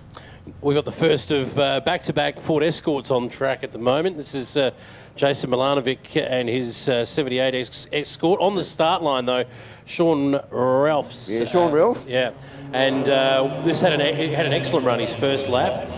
Looking forward to watching this jump off the line again, too. The full 2-litre 2-door version. Yeah. Mivelovic is out there, of course, in the 4-door version. An Escort should not do that off the line. Off he goes. Nice and lightweight and nimble. So it's very easy to turn around this little tight circuit. So Peter Burns there in the Triumph Stag at a 48.93.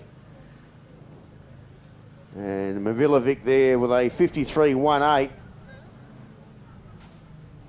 Just waiting for Sean Ralph to come through. There he goes. That very, very tight handbrake manoeuvre that you have to use there. The right-hander back down to King Street. I don't think there was any handbrake required there, so he's got through there pretty cleanly.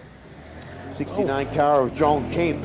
So one of the later model Ford Mustangs. We've seen a lot of them around public streets these days, obviously with the demise of the Ford Falcon, but certainly got plenty of them here at this venue as well, in new and older form. Yes. Oh, well, that's two of the 2017s. Two models, yeah. This is obviously not as highly modified as we saw as the car model a little earlier on. So Sean Ralph there, 46.41. That's a great run. So he'll do his class, again. No harm there at all. He's running in Class A at the moment. So there we go, back to John Kemp. Oh, geez, very untitled down past the hay bales in front of Domino's there. And then Ian Grokey, you can see on your big screens at the moment, that car is at his first meeting, as well as Ian. So this is a 1970 Ford Capri. Tell us about this. Capri's, certainly the early 1970s, they were a fairly maybe dominant V8 until obviously fuel problems and the fuel prices went up, so they decided to take them back and put them into a V6 format back a little bit later on as the models progressed. But certainly, we were talking about Capri's here last year. We saw, I'm trying to think who was here last year in that the particular car, but that was what we called the Piranha Capri, which was a South African-based race team from the Green Stable that was here, and that was always stood out because it always had the two double dark green or black racing stripes down the middle of that particular car, and that's the car we saw here last year. There wasn't a lot of V8. It was certainly that 70 to 73 era is probably where the V8 Capris were probably the strongest or strongly made. So going to re-jog my mind there. I'm not even that old enough to remember it, but certainly Thank you very much. Things that I certainly do read over the season. But so let's have a look at the Kemp car. We did a 54.05, 51.28 there for Ian Grokey. They've got the Steve Conroy Hyden Tirana and the Martin Radford Evo. And he's down there on the track. You can see him on the big screen. And It's great to see that we've got names on big screens, and you can see all the timing on your big screen as well. Follow exactly what's happening, and there you can see down, well, that's the Steve Miller Datsun there, you can see on our big screen at the moment. Unfortunately, our camera's obviously not working down the Air Street end. So we're just waiting for Mark to come back into the venue. There he goes. So Conroy in the Holden terrain, they're at a 48.3. So Nick Strakaisen is the man to beat, but we just about ran out of cars, so he'll take this run. I love this Rover. Isn't this a beautifully presented car on top of being a beast? The SD1. An absolute beast. Yeah, they run a... I'm just trying to think. Oh, that's right, that's the full 5 litre.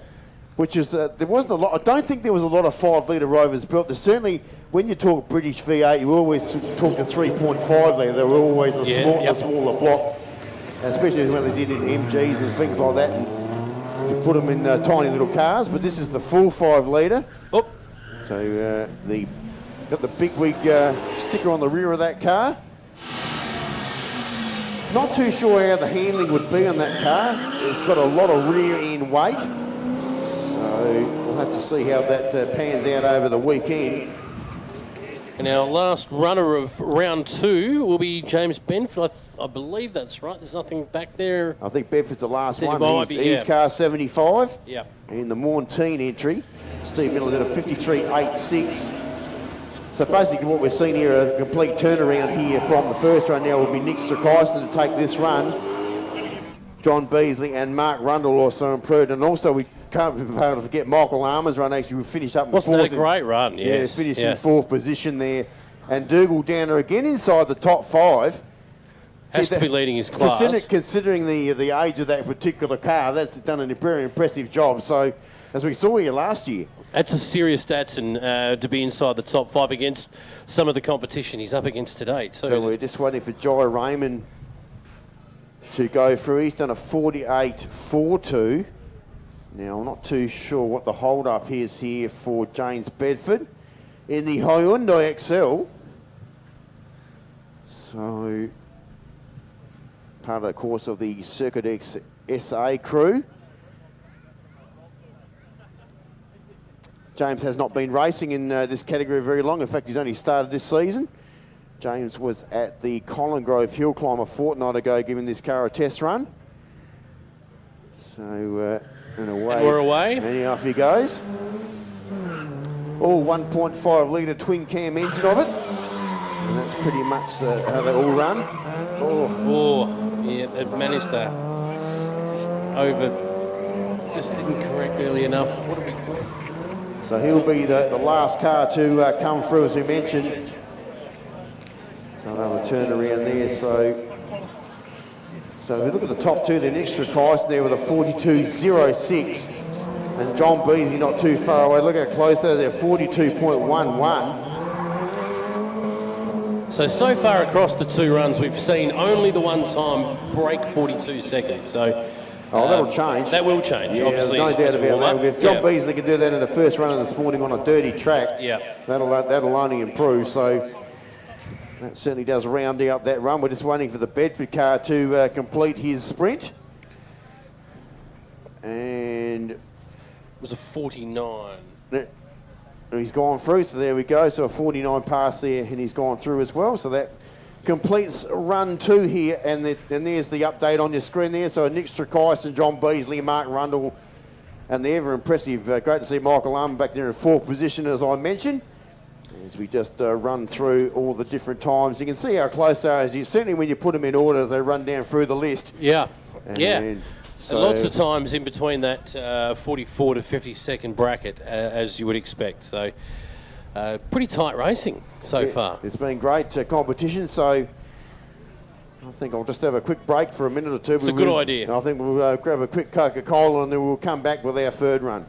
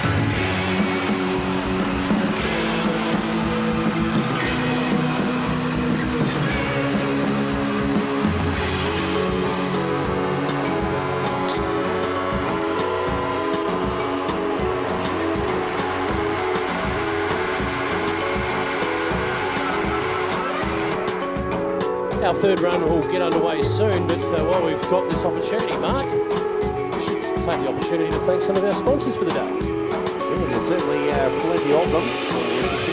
Some of them we've got listed here. So Indeed, Teakle Autosprint 2018, it wouldn't happen without Teak Corp, of course, our naming rights platinum sponsor for 2018. Looking forward to watching Peter Teakle's Ferrari go around again. Our diamond sponsors, of course, the City of Port Lincoln and Bendigo Bank. We've seen some action already on the Bendigo Bank barrier over there earlier on today. Barriers? Yes.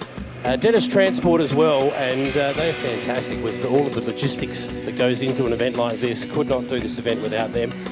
Also need to thank Coach Lawyers, Impact Fertilisers, Harder Transport, Intertech Pivot Fertilisers, Onshore Electrical Solutions, and the Port Lincoln Hotel, where our magnificent after-race concert will be held underneath the fig trees. It's sold out, folks, so if you haven't got a ticket for that already, too bad. But you've got a special sponsor we need to talk about. Yeah, of course, it's welcome to Shannon's once again to be a major sponsor here at another event. Of course, very proud sponsors here at, of course, the Teakle Autosprint. And of course, if you go down there, you can see the Shannon set up down there in the pits. They've actually got a competition going. So basically, all you do is go down and get a quote, either your car, bike, or even your house and contents. And every quote that you get down there, you go into a draw to win a hot lap with Jim Richards at Malala. So, and you don't have to actually buy any insurance. Just go down there to get a quote and put your name down and go in the draw, and you get a chance to get into a Porsche GT3 and cut some hot laps with Jim Richards. How about that? How cool would that be? That would be unbelievable. He is racing royalty in our country. Of course, Shannon's agreed value, choice to repair, glass cover, and of course, multi-vehicle discount. So if you've got more than one vehicle, you'll get a bit of discount as well. So great to have them aboard. So make sure you get down and support Shannon's. Where can you see them this weekend? About halfway down the paddock area, down the pits area. So you see the big green flags flying down there with Jeff Hughes. Yes. And he'll certainly point you in the right direction. Get down there into pit lane and check those guys out. Shannon's, they will take care of you. Also, a big thank you to McDonald's Port Lincoln.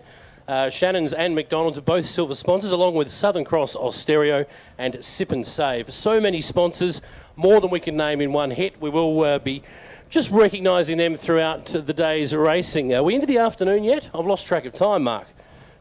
Where are we? Afternoon. We're into the afternoon. We are in afternoon. Right. Good afternoon, everyone. Good afternoon. While we're talking to everyone, don't forget to put your clocks back tonight. Oh, yes, the daylight saving. That's right. Yes. So if you turn up at the gate tomorrow at what you think is 8 o'clock and it's actually 7 and there's nobody there, that's your own fault. I think we'll just let everybody sleep in for an extra hour tomorrow. That's right. I said he will be. I like picking up an extra hour's sleep on a long weekend. Nothing wrong with that. We won't be far away from our third run, but geez, we've seen some great racing in those first two runs. Yeah, it's a great competition so far. So obviously just a bit of a break in proceedings at the moment. I think we're actually at an officials' lunch break. I think that's maybe what's happening. So, we might get something to eat ourselves, Mark. I think we might. We'll grab our Subway with another one of our proud sponsors here for the weekend. It's great to have some sandwiches up here ready to go. And I think we'll be back in the next 15 or 20 minutes. Indeed. Thanks, mate.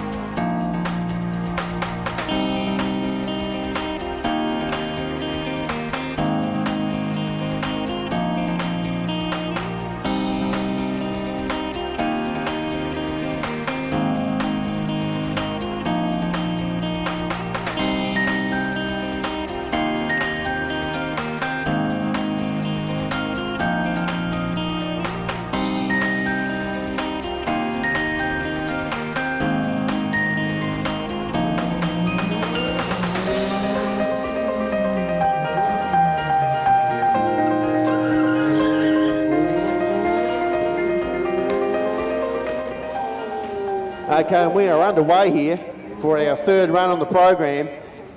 There's a little short break just in between there to feed and water a few officials, including myself. And commentators. And commentators. Yeah. And unfortunately, no Peter Teakle in this run, so he's missed this run. So Arthur Beaufort will be out there at the moment in the 4.58.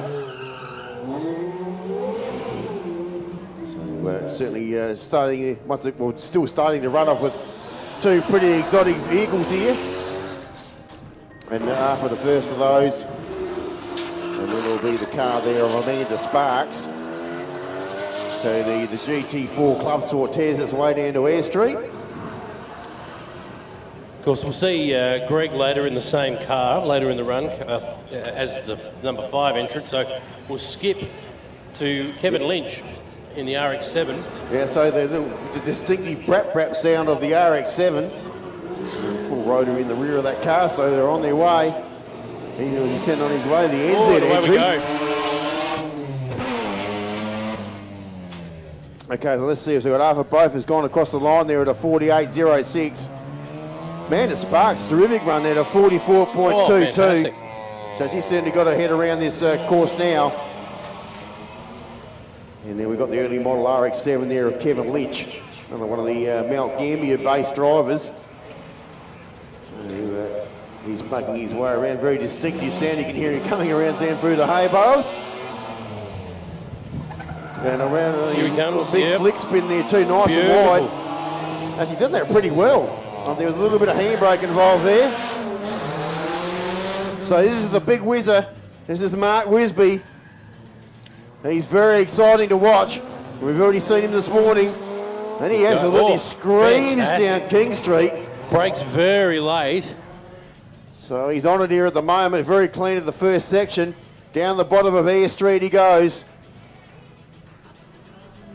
So we'll come back around, come back inside, and the track comes back on itself again. Gee, very clean there again. This looks pretty strong here, Jason. It's a good lap. Yeah, very good. He's got through the middle bits right well, through the hay bales like a rate of knots. So no problems there. In fact, a 44.69, so another 44 pass here for Mark Wisby. Kevin Lynch back in the RX-7 there with a 48.55. And we've got the Monaro out there. Well, that's not the Monaro. What have we got on track at the moment? Oh, there's the Monaro down. There should be the Toyota 86 of Trish Crabb. There she comes. Just got the Up she comes. Just saw the wrong model come up on the screen there. The ACMT entry, which is on both of those cars, of course, which basically stands for Australian Civil and Mining Training. That's also talking about the civil training business that John does have down in Port Adelaide. He's off. So if you want to learn how to drive some big loaders or forklifts or any of that kind of stuff, that's the man you need to see. That's right. Started well. I think Trish has just finished her run. Have we got a time come up yet? 54.55. Yeah, okay, so that was back there for the Toyota 86. John Crabb out there in the Haight set we were just talking about. There's a couple coming through, of course, are the bigger, heavier cars. Oh, yeah. Well, he's done that quite well. He's done it well. He's doing a great job, John. That's a very, it's what we call an elbows up car, because he's obviously very, very busy trying to steer that car through this section. And he's doing a great job. So we'll get through there. So Crabb there with a 48.47. We've got Brian Larcraft. Yeah, one of the local guys. Give him a big cheer as you go down. As he goes down the bottom of Air Street. And again, we've got the Waters car there, the big Picture People sponsored entry. The brand new sponsor for that competitor as well. Oh, he's very glad to have. Oh, wow, gee whiz. Brian Larcraft had a very good look at the hay bales over there in front of Domino's. They were looming up fast, I think, on the passenger side. Gee whiz, so the Mustang there now. This will be Pam Waters, I believe. Yeah, it is. 11. Yeah, in her 1970 Ford Mustang. Yeah, one of the last of the fastback models. So Brian Larcraft ended up pulling out a 48.9. Gee, it's a pretty interesting run to say the least. Very entertaining run from Lucky, and you could say he was exactly true to his nickname. Yeah, very lucky. That's dead right. Okay, so just waiting for Pam Waters to come through. It's a great comparison to see these two, obviously the older and the brand newer, the Mustangs on track at the moment. Oh, look at that take Just off. waiting for Daryl Carr to come through in the Rouse 727. It's really more of a race car, or very much a very highly modified Mustang. The Roush. Daryl was telling me this morning, even though it's got the 727 written down the side, it's more capable of pumping out 750 horsepower. Oh. So, yeah, that's got a lot of sting in the tail. That's one serious pony, that particular car on track at the moment. And we're going to be looking forward to watching that get down Porter Street tomorrow. Oh, absolutely. Yeah. It'll be very strong there. So, there's around all the tight section. They don't have a huge turning circle either, these big Mustangs. They're very difficult to get through these tighter sections. Michael Pratt's Maserati there jumping off the line. A couple of good runs already from Michael so far today. Mid-40s. The Waters car must have had an issue. She's gone over a minute there, so she's had some sort of problem somewhere. I can't see it. Clearly out of our viewing, yeah. So Daryl Carr there in the Mustang Rouse there with a 50.44. So struggled a little bit there on that particular run, but Michael Pratt in the Maserati Gilbey, I should say. Little turbo-powered four-door sedan. Oh, he's got around there beautifully again. And here we go. Here goes Lynn punching. You reckon we're looking forward to seeing this car tomorrow? Oh, my goodness. Oh, gee whiz. It is just absolutely brutal. Some serious horsepower under there. That is a V8 supercar engine in that wagon you were mentioning before. Absolutely, yeah. So how about that? That's serious. Weight to power ratio there. They were built by Rob Neal, of course. They're a replicate company in Melbourne. It was obviously the style from the 1960s when they built Ford Cobra race cars back in that era. It's nothing to do with the 1960s at the moment. It really is a full modernised version of the Cobra. This is the 15 car of Josh Pickett. Josh Pickett in the 2002 Holden Monaro. Very strong here at the previous run, so he's really got his head around this little tight circuit. Huge car with massive horsepower. What about the run there from the Cobra from? Yeah, 45.71 there for Lynn Punchin. Yeah. Gee, Pickett's getting around this circuit. Nelson Nimley is. I think he was driving a Mini at the moment. He's doing a great job. He's really pushing very hard. So Josh Pickett in the 6-litre V8 Monaro. Peter Williams is on track now in the Chickadee Holden Commodore, the VK. Josh Pickett there with a 45.060. That's a great run. That's impressive. Much better effort there with Phil Williams on track, and then it'll be Hagenserk. The local guy, he's got a pretty large fan base here at Paul. Let's get him off this line, folks. Hagen's entry here. Make some noise for him and help him get off the line. Geez, I'd be terrified trying to start that thing off the line. It'd be very slow, only rear-wheel drive. And it rumbles its way down to the first turn. Oh, nice and neat, not too bad there from Hagen. He turned it in okay. He's been in good nick so far in his first two runs, Hagen. Now that the Chickadee entry's just crossed the line there. Yeah, 51.78 there for Phil Williams. He's a little bit slower at this point. Now, earlier on we were chatting about our entry here, Ross Smith. You mentioned a bit of a love-hate relationship with this car. He's competed in the last two Classic LA rallies. Got the Cage of Awesome written down the side of that front panel of that car. On a Garage of... I don't know what Garage of Awesome is, but this is the way I look at things. Okay, so Hagen Zerk there with a 45.3. That is very good. That? So he's just behind Josh Pickett there as well. He's been in the mid-40s all day so far, Hagen. So consistently in amongst that 10 to 15 bracket overall. So just getting back to Ross Smith. And then it'll be Craig Williams. Ross Smith out there in the 300 ZX. Was here last year at the Teakle Autosprint, but blew a turbo on day one, of course. So Ross was here last year. But no turbo this year. He's actually running what we call NA, or naturally aspirated. Okay. So they've taken the turbo off that particular car. Play a little bit safer in that regard. I would say, yeah. Not quite as fast. Okay, so Ross Smithfield was just talking about the 50.23. You've got the GP Mini out there of Craig Williams. We've got Mark Rundle on the start line as well now. A couple of good runs already. Oh, gee. You know, Williams very wide down underneath the hay bales in front of Domino's. Oh! So here we go. We're predicting that Mark Rundle should finish in the top three of this event. If he can get a clean run in. Man, oh man, that thing is a rocket. Away it goes down King Street. And it disappears from our view at an absolute rate of knots. And the 2003 Mitsubishi Evo. You've got the other Evo behind him there of John Beasley. Two very fast cars on track at the moment. Oh, very nice.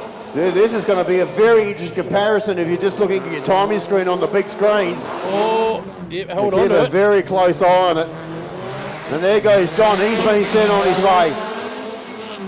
My the goodness, 1996 Mitsubishi Evo. That car is actually 22 years old. Mark Rundle has just crossed the finish line in a 42. Oh, good, very good, 42.25. So John's going to have his work cut out here. He's going to have to be very clean at 42.1 on the previous run there for John Beasley. So we'll have to see if he can improve there. He's got to do that sort of run again. So back down through the hay bales, back into King Street. Oh, gee, that nice was and clean out of there. Oh, very clean. So that's really comes down to experience. So let's have a look. So these fast two Evos. Oh, look at that. Oh, fastest time of the day there has gone to John Beasley. He's done a 41.39. 41.39 there for John Beasley, which is not only the fastest time of this run, but the fastest time of the day so far. So he's right in amongst it. These Evos are looking the goods on this short course. 750 metres of track. Yeah, these short wheelbase four-wheel drive cars, very strong. And me around. Oh, gee, it gets it tilted, if you don't mind. I've never seen it try to corral a bicycle before. I just thought I saw one then. Gee whiz, if you don't mind. Oh, God. Now we've got one of the day boys has just jumped off the line there, Tony. Yep. And we haven't seen Dan re-emerge. Dan, of course, his grandson. Yeah. Obviously some issues with Dan's car, the Subaru. Remember the first one, we saw something come off of that car, and I don't know if that's affected the car or what's happened, so let's find out a bit of information about that. As Tony makes his way. So Tony's out there in the Celine Mustang in the 24 car. Runs also runs a 5-litre V8 in that particular car, all American muscle. Celine's also a fairly big part of developing the Chef Camaro as well, so you might notice that there's the bodywork and that looks a bit like a Chef, Camaro. Yep. So they're also a part of that branch as well, and they come from actually the same factory. So there's a bit of interesting information there. That's probably, in case you didn't realise, but if you're wondering what it looks like, well, that's where the Chef Camaro idea comes from. There's no doubting which factory our next entrant comes out of. Ross Allen. He came from Phillip Highway down Elizabeth South, and that was GMH. Indeed, and unfortunately, which is no more, but it's beautiful. Look back at yesteryear when you see that old Monaro take off the line. Ross has done a magnificent job with this car. Yeah, he's done a great job in getting that car nice and tidied up, and sounds terrific. And you know, they're old enough to remember Monaros. They were real giant killers back in the day. They were probably one of the first really original Aussie muscle cars in that particular era. I know a few years ago they tried to re-erect the Monaro and didn't quite go as well as planned, but not as popular as they were hoping. No. But nothing will beat these early 70s model Monaros. Motorsport history getting around the track there, lovingly restored. So Tony Day just talking about Ford Mustang there, 48A1. Mike Stockdale with a 50.56, he's back there in the Peugeot. And we were just talking about Ross Allen going across the line there at a 54.37. don't you love the sound of that old Oh, Porsche Mark magnificent. Lauke? Yeah. Gee, that flat six sound in the rear of that car. We've got It's just got a real scream about it. Velsitalic's Green Eye Monster on the start line at the moment. We're ready to jump. You see Mark Lauke just coming back into King Street. Vel gets off the line.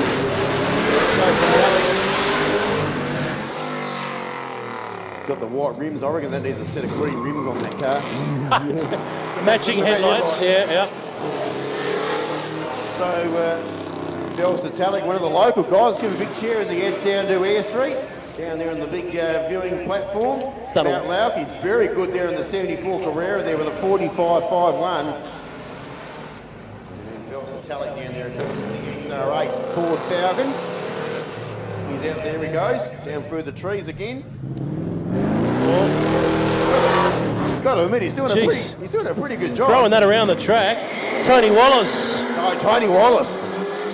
One of your favourites, Mark. Yeah, certainly. If he's got his head sorted now, he'd be right on this, I would have thought. In the Nissan Silvia, off he goes. And the boost work entry heads down to Air Street. Looks pretty clean too at this early stage. And so Velsitalic there with a 48.97. So much better run from Tony Wallace in the previous run. Here he comes. Well, Tony's on a good run here. Yeah, very clean. Oh, that's a very good turn in too. So yeah. Doesn't have too much of a look at the hay bales there. He gets well and truly clear of the hay bales. And you know, Tony Wallace is on a very good run to 1997 Nissan Silvia. And in fact, a 45.13, so a very good strong run. Quick. Puts him right up amongst it. In fact, they're in sixth position at this stage as far as the overall point scores or time is concerned. In his class, though, he'll be right up the top there. Yeah. So he's only got Amanda Sparks in front of him. And she's also running in the G class as well. So we've got Glenn Boucher on the little MG. This is a 1963 MG. Yeah. Another of the Porsche 911s just jumping there. Now, whose was that? That's Gino's. Gino Lavera. Yep.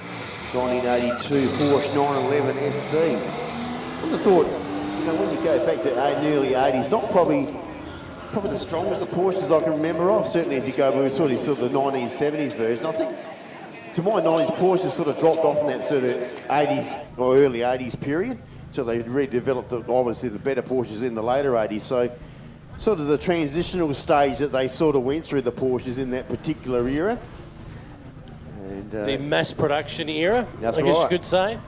Now on the start line at the moment, ready to go, is Tony Rodder's. So your local hero on track is Tony Rodder. And he's the one to try and take some silverware home from this event. And leave it, not take it home, but leave it in Port Lincoln. Because that's exactly where he's from. So the 89.9 FM, your local radio station here in Port Lincoln. You obviously would have seen plenty of it over the last few weeks, especially if you live here in Port Lincoln. Absolutely. Seen more than my fair share of this car in action in recent times, or at least the interior of it. It's good to actually see it in action today. Tony's doing a great job in this run too. I was actually giving away free tickets during the week. It was. Yes. It's been getting around. Tony's on a good lap here. Navarro there in the Porsche 911 SC at a 52.8. Tony Rodder not bad there, 48.9. Takes him down to 17th position. We'll take it down a bit further there, so that's probably a bit tardier there for Tony Rodder. I think he was in 45s earlier. Yeah, much so he was. You're dead right there, Jason. So that's Bill Adams on track at the moment, so he's still out there to live to fight another day. He's got the 100-mile-an-hour tape on one of the guards. That's Dean King. So Dean King, the 1962 Austin Hill. This would make it the oldest car, as far as body is concerned. Obviously, it's fairly highly modified, but we've got that big turbo on the side of that engine pumping it through. So Bill Adams there at the 49.96. Once again, this King car is another car that'll be more favoured tomorrow, more so than here. especially these cars that are running bigger boost turbos like this particular car. So it gets around. Oh, well, bang, it hangs the light out. There's a bit of unburned fuel that's just gone down through the exhaust there. Yes. That's what's happened there, just down through the gear change. That's what the explosion was. No damage done. And at last we've got Dan Day on the Oh, here he comes. Yes, back on the line here as well. He missed the last run, and he's got to keep going here to win this competition. So Will Herbert on track at the moment in the BMW M5. Obviously a bit warm in his cockpit because he's got the sunroof open. yes, of course you would if you drive an M5. Put the sunroof up and away you go. So he's getting stuck into it as well. Got the windows down and away he goes. But here we go. Dan Day. So this is the SJ1000 Subaru of Dan Day. The red hot favourite going into this event. Won the event last year with obviously a brand new livery for this season. It's unfortunately the last event of last year was actually at the Wollonga Hill Climb, and unfortunately that car ended up on its lid. Oh. Down through the scrub, so not too much damage done, but they managed to get it back and have a big refresh during the summer break. I think this is quick So too. they've taken a little bit of weight out of the car as well. They've given it some wider rubber also on the rears. So it's plenty of rubber down on the rear, down on the back of that car. So the 2014 Subaru WRX here of Dan Day. Oh, look at that. 41.61, 41.61. So it's still John Beasley in front there. Dan jumps into second spot, but wow. But certainly Dan's best time so far for the day. It's only his second run for the day after missing the second run. We've got, But that'll get better. well, we've got Greg Keane on track at the moment. We've seen a bit of this car today. We've seen it twice per run. His wife Amanda is driving it, as we've talked double about. duty, so that car will get a fair workout over the weekend. Now the We go back to 39 John car. Del Yeah. There's the Audi R8. That's right. So in your programs, it is an Audi R8. Don't pay attention to the make and model in the program if you're reading that at the moment. This is an Audi R8, basically straight off the showroom floor. You're dead right. Greg Keane's gone across the line. That's better too, 44.69. So top of my timer screen, if you're looking at your timer, which is on the big spectator screens, you'll see John Beasley, Dan Day, and now Mark Rundle back into third position. Still Amanda Sparks up there in fourth. So she certainly did have a very strong run. We'll just see where Greg Keane finishes up. 44.69. So yeah, so his wife Amanda is still beating him in that car. So that'll be an interesting conversation That will tonight. be, yes. He did mention yesterday that it's definitely Amanda's car. Definitely Amanda's car. John Del Colo back in the R8, also much better, 45.72. And Rolf Sabansky out there in the Ferrari 458. Fooled me this year. He had a red car last year. He's put this new 458 for this competition. One of our local guys as well. He is. Yeah. So good to see him back on board. And here we go. There's this Jason Maloney. He's a bit of an entertainment package. There he goes. Hangs the tail right out. So the car they nicknamed Rough. That very authoritative look about that car. Have a look at that. So down, I wish I could see down the other end of Air Street. The camera's not working down there at the moment, but gee, it must be pretty entertaining down there for those spectators down there on that platform. Oh, it must be. And here he comes back. That's pretty clean through there. Will he get this turn sorted? Now this will be a pretty wide berth turn. Oh, not quite. Oh, no. he stopped. Yeah, but he stopped there. What's he done? I reckon he's missed the gear. Yep. Trying to find a gear selection and he's away. Here we go. How about if it's Justin Maloney? So Wave on Stake, another one of our Southeast competitors, also having his first run. Well, he's had his first event in this car. Not his first run, but his first event. Now this is a Ford FG2. So it's a Is that Series right? 2 Yep. FG. Yeah, Series 2. Yeah. Yep. That'd be correct. That's what the FG2 stands for, is obviously Series 2. Yes. 2000. That car now would become, 6 years old. I don't believe it's been 6 Hard years to since believe they made that the they're Series 6 years 2. old, yeah. Yeah, Yep. gee whiz, time has certainly flown. And No you problems around the turn there. can see the huge Bembo brakes on those brake discs as well, the big yellow brake calipers on that car, so he's running a very strong brake package on that particular car as well, so you probably need it around here. Definitely, for this course, yes. We've got Robert Ford. It's a little Cooper S out on track at the moment. Yeah, Rob Ford. Rob's been off the scene for a little while, so good to see. I think it's telling me 9 or 10 months. That car has actually had a full repair job. Had a fairly big accident at Winton in Victoria last year, so they've had to repair that car. Come up a treat. Looks like a brand new car straight off the showroom. Good lap he's done on. a great job with it. So Von Stake there with or Stenk, I should say, there with a 51 3-foot. And obviously Jason Maloney made a bit of a meal of it. We go back to Rob Ford, he's done a 47 2-2.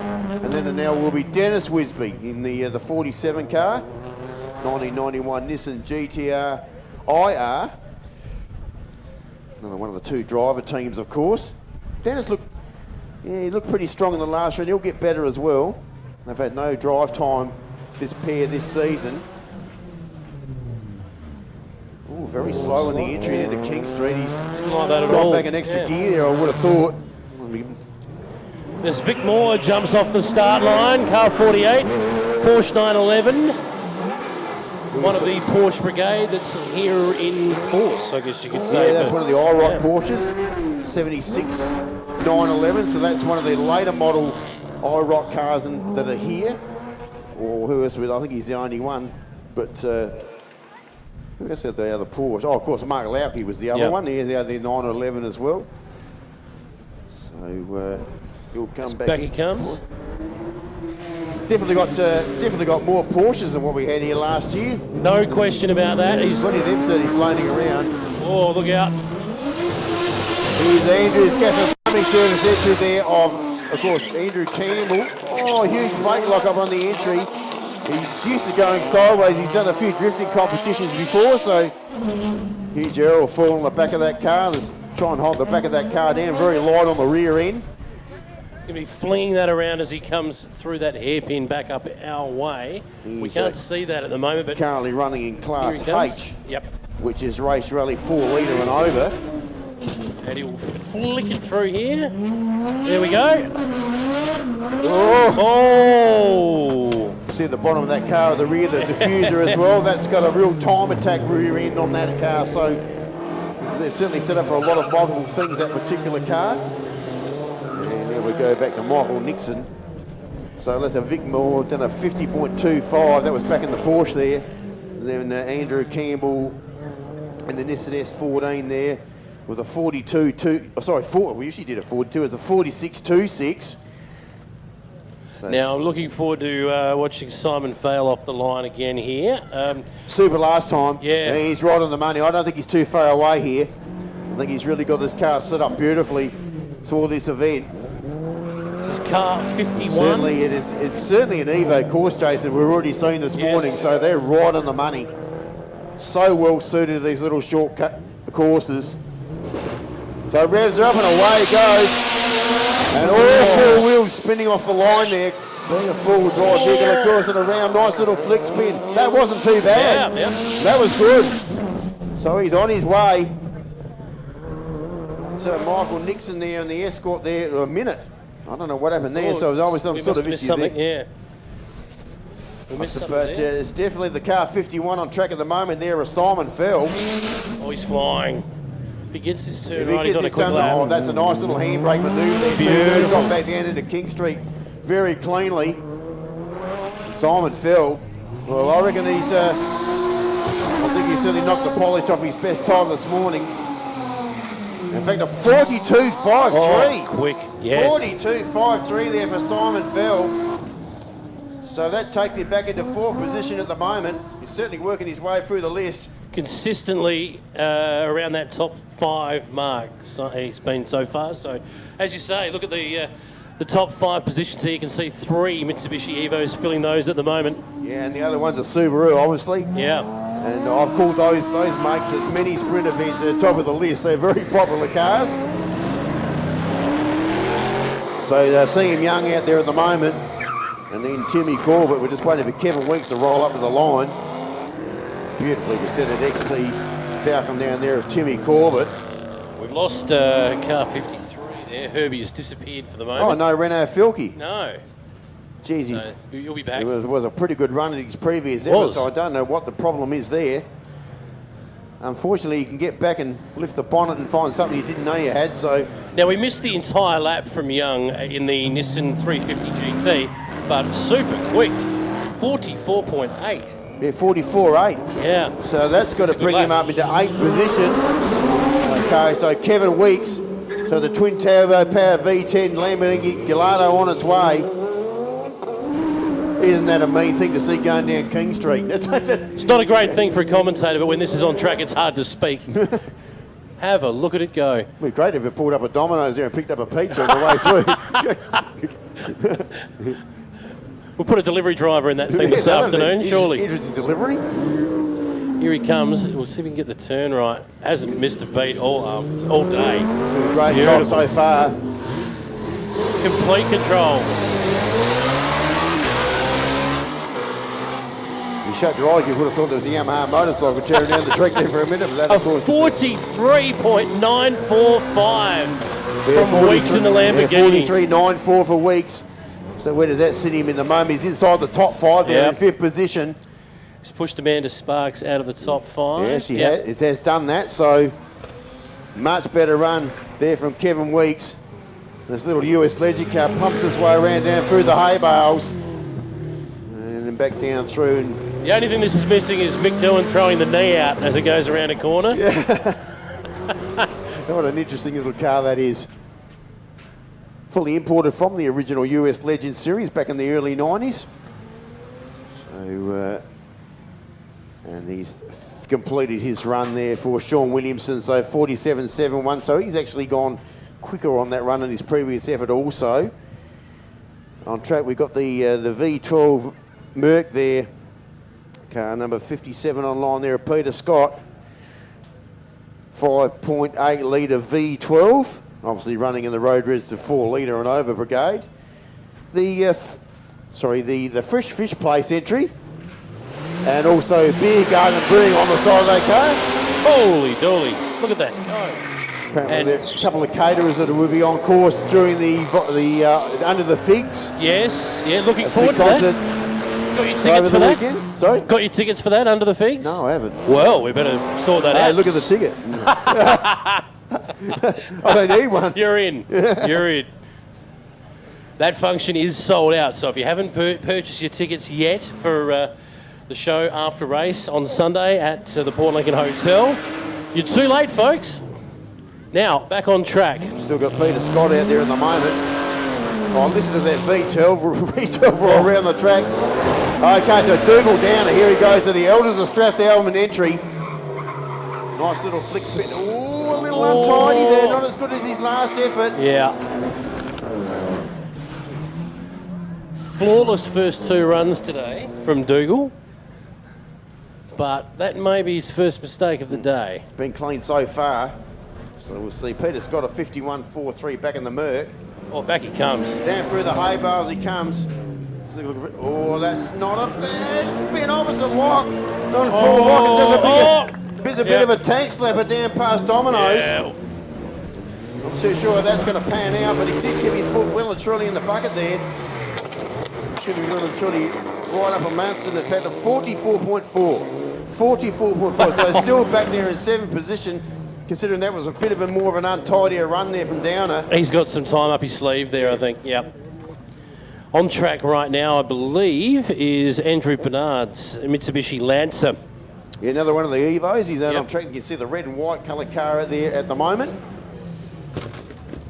Saw a very similar coloured car here last year with Craig Van Diemen at the wheel. Whoa. Not that car, of course, but unfortunately Craig not here this year. That's Darren Crabb in the Tirana. See him there on your big screen. You can't see him, but certainly hear him. So the LH Tirana, the SLR 5000, rumbles his way around this little circuit. Bernard there did a 46.25. And Darren Crabb out there at the moment. Here he comes. He's got clean through there again. He's got plenty of car around him. Again, then I'll look at Tom Walker. Oh! Too much wheel spin off the line there. That's going to hurt him badly. Yeah, that's... It wasn't a very clean start at all. Nice little spin down there into the entry to Kingsmore. A bit untidy opposite lock there. Got a bit of a tank slapper. So I think he might put on a show for the rest of this run. Yeah, he put the foot in the throttle a little early there. So it's going to hurt him a little bit. Had a crab finish up there with a 49.69. Walking a little untidy. This is Michael Arman, this GT3 Porsche on track at the moment, very quick at the last run. Just walking with the Frank Walsh drilling entry, just heading down back into King Street. Oh, he's flicked it out. There's plenty of rubber getting shredded off the tyre at the same time. Whoa! So, Michael Arman. Michael Arman, yeah, very good last run. And he's got his head around this new car as well. Of course, a regular part of the Carrera Cup Series. As you were watching the Grand Prix last week, they, of course, were a support class there for that. And, of course, Michael was there. It was a bit of an untidy race there. He had a few bumps and scratches after that meeting. But I don't think he was alone in that race, from memory. No. Yeah. There was a bit of paint being traded in that race. So let's have a look now. We've got Tom Walker finished out at 56.79. He struggled there. Oh, yeah. Getting well back. So they'll go back to Michael Arman. That's good. 43.39. Yeah. And that'll take him up into the top 5. So it gets in front of Kevin Weeks. A position change on our leaderboard there. So that gets him into the top 5. Yes. So Braden Porch on track at the moment. Where's he at the moment? He should be heading towards the finish line. And there he comes. He's actually come back inside the circuit, down through the hay bales. As I mentioned before, Braden drove this car all the way from Adelaide. Threw everything in the back. Threw all the spares and the tyres in the back of that car.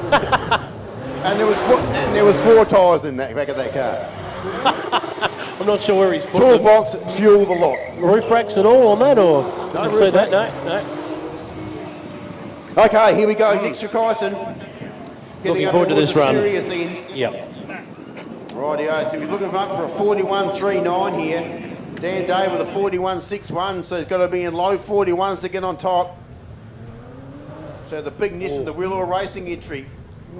That was okay.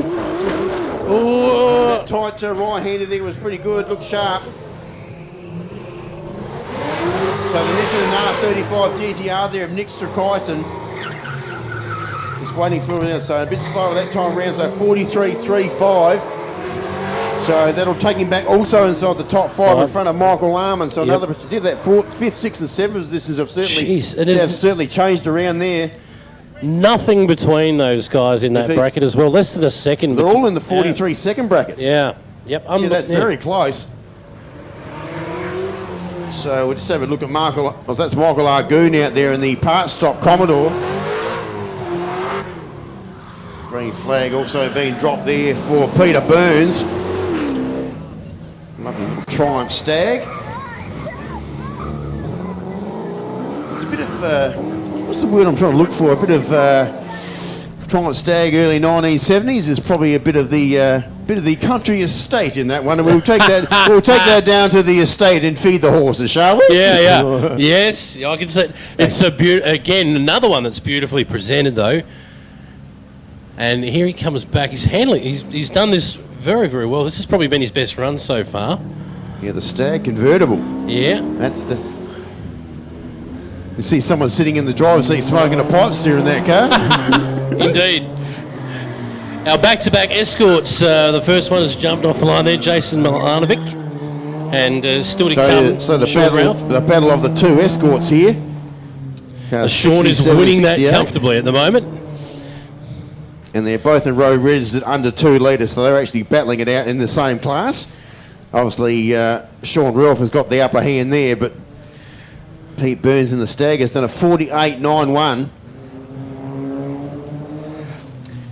And so the Mavilovic car heads back inside. It's got the old centre line rims on that car as well. Sean Ralph on his way as well. So the battle of the... bit of a brake pitch there on the entry to the turn, the first turn. He gets that thing off the line as good as anyone, but that might hurt him a little bit. So we're down towards nearly the bottom of this run again. Just a few more cars to come through. Another of our pony brigade, the Ford Mustang of Jonathan Kemp, is on the line to jump next. Brand new 2017 Ford Mustang. Oh, he's hung on to it, Sean. 5 litre, and it is also a turbo powered car. So a little turbo 5 litre, well not a little 5 litre, that's a big car. But you watch that get around tomorrow, folks. Yeah. Keep an eye out for that one down Porter Street tomorrow. It'll enjoy the straight there, I think. Ralph there with a 46.03. So he's really... Little mistake there into that first turn. Well and truly on top as far as the battle of the escorts are concerned there. Yep. Just waiting for John Kemp to come back in.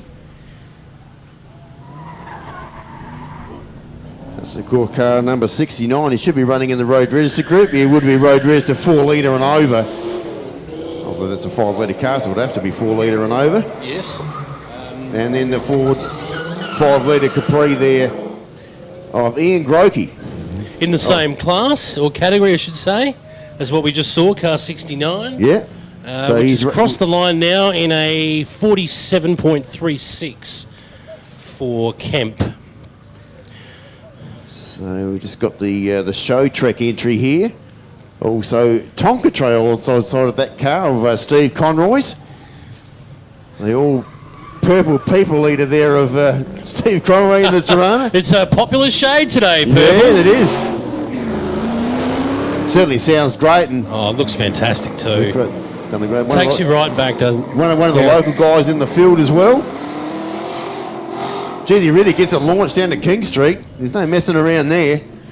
See him on the way back around that hairpin there. See what happens as he comes back. So a couple more just to come through here.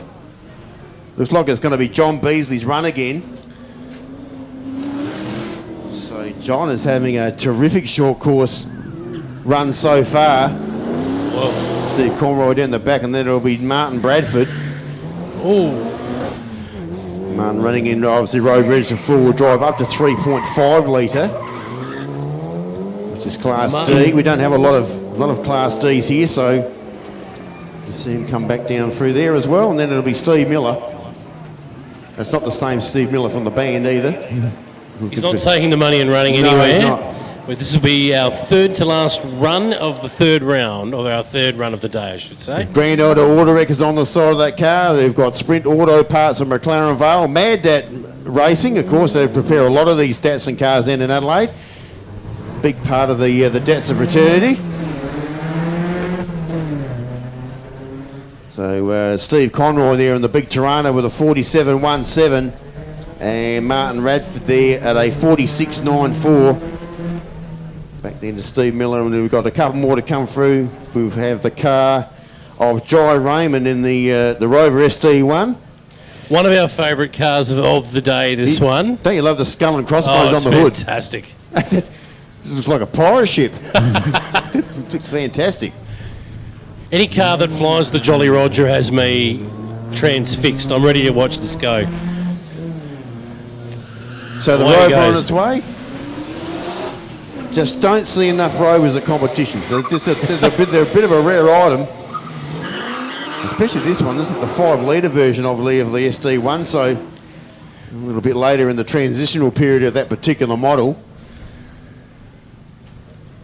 So down through there around Harwell Court and coming back our way shortly. Assuming there's been... Here he comes, yes. Here he comes, you'll hear it. He's had a bit of trouble here, though. This is where it gets a bit tricky. Oh, that's not there we go. That's not a bad opposite. That's not a bad opposite lock turn in, if you don't mind. Providing the entertainment today is Jai. And then James Bedford will round out the run here in the Hyundai XL. Oh, we've got the Woods car back. It's car 33. Well, yeah, that was the one the wheel came off in the siding laps this morning. I saw a fair bit of that wheel because I jumped over the top of it. It wasn't far away from I was just clipping you. There was nowhere else for you to go in front of the big screen. it was jump or wear it. So this is Matthew Woods. Oh, lock up there into the turn. Bedford on his way. Now, Woods, is this actually his first run? They've fixed that wheel hub on that car. Well, that's good news. It's still on. It's around. Yeah, he's okay. Got a little bit tentative. Got a fair bit of toe out in that front wheel as well. So Dan Day stepped up to the line again as well. What's happening here? Back towards the back of the field. Let's have a look here. James Bedford did a 48.45. And this is Matthew Woods' first run. With Mark 1 Cortina. Whoa, nice big spin in there. Beautiful. That's got a huge spoiler on the back of that. Look at the size of that thing in the bonnet. Or the boot, I should say. He likes to throw out that back end, obviously. Now, what's happening with Dan Day here? And why is he here? There's a reason for it. Either he's on a rerun schedule here. I'm happy to see this car run as many times as they like to run it. So the SJ1000, of course, Paul put together down there at the S&J Automotive down in the southern suburbs of Adelaide. That's where they prepare this particular car. Eurolex 110 proven custom blend oils. We've got some Manly Here performance. We go. Oh, he's away. Okay. I think he's having a test run because no timing's come up on my screen here, so okay. I think he's having a test run here. Obviously some sort of issue with that car. Nothing's come up on my screen, so he's obviously must be concerned about something. So he's just So explain the situation there. There's no timing up here, so we're not this is not a timed lap, but you're suggesting that there might be an issue with the car that they've just tried to fix. I think and they want to test it out. I've got 25 on the side of the door, so it's definitely Dan Day. There's no one who's sharing that car, so... and this is Scott Limbert, who we didn't see in the last run either. So he's come out last. They've obviously had to repair that car, the four-wheel drive Mitsubishi Mirage. And I can tell you right now, I can't remember too many four-wheel drive Mitsubishi Mirages being made, so it's a very rare item. Tell you, it goes like the clappers. And he's handling that car as good as anyone today. He'll love this circuit. Obviously, they had some issues in the previous run, but it's a brand new car for Scott for this meeting. Was previously John Del Carlo's car. And John actually run that car here last year. So, seems to have got around okay. Looks like he should be the last car to complete this run. So Scott Limbert, unfortunately, finished his meeting off here last year and his distance skyline buried in the hay bales. So that leaves us with, at the end of round 3, John Beasley winning round 3 there with a 41.39. Scott Limbert finished in 10th position there too with a 44.5 on that run. So as That's you a can good see on run. your big screen there, it's John Beasley, Dan Day, Mark Rundle in that order. So that's 2 victories there for John Beasley. Already had 3 runs this morning. Gee, a few of these other guys will have to step up to the plate here in these next runs because we Gonna be hard to catch from haven't here. seen the best of Dan Day yet. Nick Strakaisen, I still think we'll see a bit more out of also. So yeah, we're certainly we're not going to mess around here. Arthur Booth has already stepped up to the line. And we're away, round 4. Round 4 it is.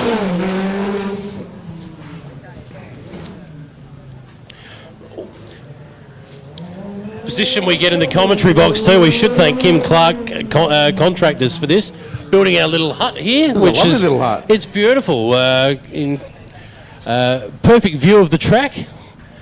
Get to see most of it. It's just around Harwell Court. We can't quite see, but we get to see most of it without even needing the big screen. But how good are the big screens too? Oh, fantastic. You can certainly see plenty of stuff going on. I think they need to knock that building down there on the corner of Air Street so I can see down the other side. must be a demolition crew somewhere that can organise that. Careful what you wish for. There's a few cars that have been sideways around that area so far. So Arthur Booth has gone through at a 48.98. So a little bit of a slower run that time around.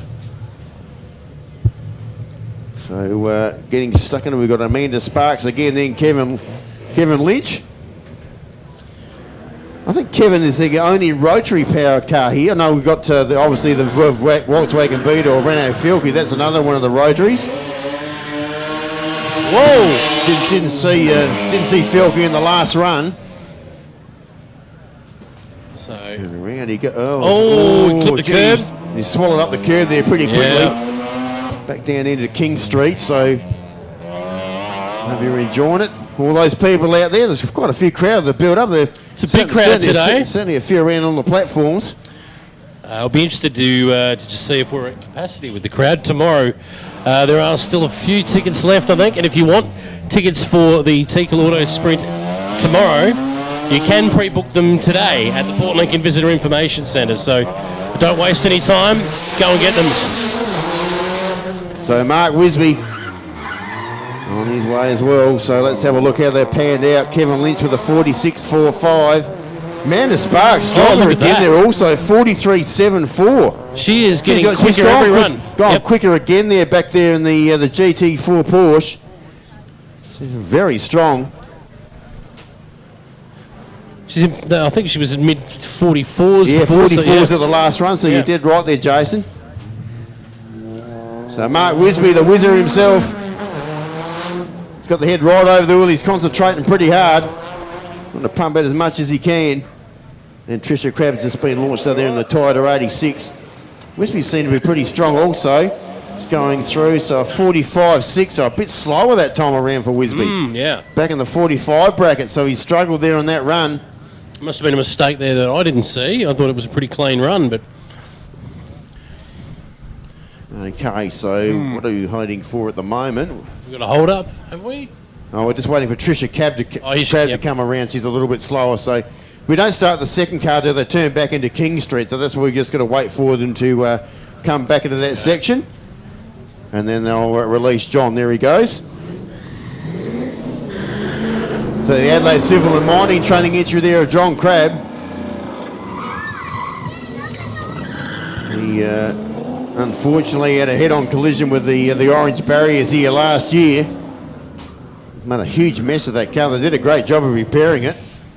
It's also a part of I think the Aussie muscle car run as well, that group as well. So I noticed a few of those stickers around down in the pits area on a few of the cars. And that is certainly an Aussie muscle car, there's no doubt about that. So, nice and clean around that corner again. Or just had it, had it pointing to the racing line. 1978 HZ, so that would have been the last of the HZ models because the four-cylinder Commodore took over. Yes. Right there in 1979, so that's one of the last of the Monaros probably ever to be produced in that particular model. Now, just trying to work out what's going on there. It looks like Greg Limbett, again, on track at the moment. Is it? No, Scott. Scott at the wheel. Should be car Scott, 3, you're right. You're right, car 3, thank you. So Scott on track. We didn't even get out the seat. He's just finished his last run and just sat down there. And stay there. Straight down and form up and straight back in again. So on top is still Amanda Sparks. Very good, strong run. Only a few cars have gone through. And Scott Limbett, not far off either. 43.99. That's a great run. That's a lot better. So he's starting to get his head around this new car. Yep. Mark Wisby back there in third, still with a 45.6. And it's not by far his strongest effort, so on track there is Brian Luckcraft. Lived true to his nickname in his last run. He was lucky right here from memory. Let's see how he handles it this time. He had to back right off there as well. Bit of a tank slapper just on the re-entry to King Street. And then Daryl Carr, the Mustang Roush. One of many ponies getting around today, but this is one of the newer models. This is a special one. This is the one you want to keep an eye on, not just today, but tomorrow as well. It just shoots out of our eye line at the moment. So Daryl Carr there on his 2017 Mustang Roush, straight out of the Mustang Motorsports stable. Coming all the way from Melbourne. Yes. Yeah, so that's a very important car to have at a venue like this. Going all right. So we got Michael Pratt about to jump from the line, and his Maserati as well, I believe. So the Gilbey. Away he goes. So car number 13 in that group. That's also a little turbo-powered 2.8 litre engine in that car. Had an excellent day so far as well. Been around the mid 44s, 45s, I think, so far today. It's got a little bit more in that. So let's have a look at the moment. We've got Lynn Punchin just stepped up to the line in the field mouse entry. On the Ghibli. Oh, there we go. Gee, that thing's got a bit of sting, isn't it? That Maserati. Well, that's what I'm talking about, sting. Let's put the Rob Neil Cobner out at the moment. Something you would have seen in the movie The Sting as well. Howling it down underneath the Bendigo Bank concrete slabs down there. Gee whiz. Nothing like looking after the sponsors. They're going to get lots of mentions if that keeps happening, I'll tell you what. There'll be someone pretty keen to get another name on those concrete barriers next year, that's for sure. And here he comes. So a V8 supercar with side pipes. Have a That's look basically what it is. Yeah, right? exactly. Have and a look roll at the, cage. look at the size of them. Unbelievable. Josh Pickett So just Pickett in the jumps Monaro. on. Yeah. He's very strong also in the previous run. And he's certainly been up amongst it. So let's have a look to see where Punchin finished there with a 46.72. So currently back there in 5th spot on the timing screens. Now we're back to our retro entry on the start line. Got the Chickadee Holden Commodore. In fact, you can still see, if you look across the top of the windscreen there, still got the Bailey Grice name across the top of that top. So he's gone right to fine detail there. Taking you back to the mid-80s there with that entry, the VK. Yeah, Alan Grice, that's a blast from the past. Gee whiz, some great memories there. It's a good start to the lap too. Josh Pickett, 44.57, so another strong one up to third position in front of Mark Wisby. Yeah, that's no mean feat. So it's done a great Into job the there. top three, yep. Yeah, right inside the top three. Car 17 on the start line. Hagen Zerk about to jump. Let's make some noise for Hagen Zerk. Here he goes. The Hagen Zerk Automotive entry on his way. Man, that thing is going around here on rails. That's doing a great job. He's a man on a mission today, isn't he? Oh, gee whiz. Much better than Rolling last. that thing around the track. Certainly much better than last year. I saw that thing at the Adelaide Motorsport Festival last December, full sideways in the grass down at the hairpin at full throttle. I tell you, it was an interesting moment. He was very, very lucky. Oh, he's flying at the moment, Hagen. So he's on a hot lap, I think. So let's have a look how we've got him at the moment. So Phil Williams with a 51.76. He's back in, where are we? 45.21. Hagen Zerk, a little bit slower there, 45.21. Yeah. So he's just struggled a little bit. Then we've got Ross Smith in the 1984 Nissan 300 ZX. So one of the real early models of the ZX series. It's got that real 80s square body look about it. When the Japanese trying to reinvent the sports car. Just throwing that straight into the racing line there. Beautiful work. Car 18, of course, as we know, Ross Smith, and be just about crossing the finish line there. Yeah, so 49.26. Hagen Zerk there, as we mentioned, with the 45.2. And obviously Craig Williams in the Mini. And of course, a couple of fast ones coming through there. The next one will be Mark Rundle. So what's lost one of my screens there? It's gone completely out on us.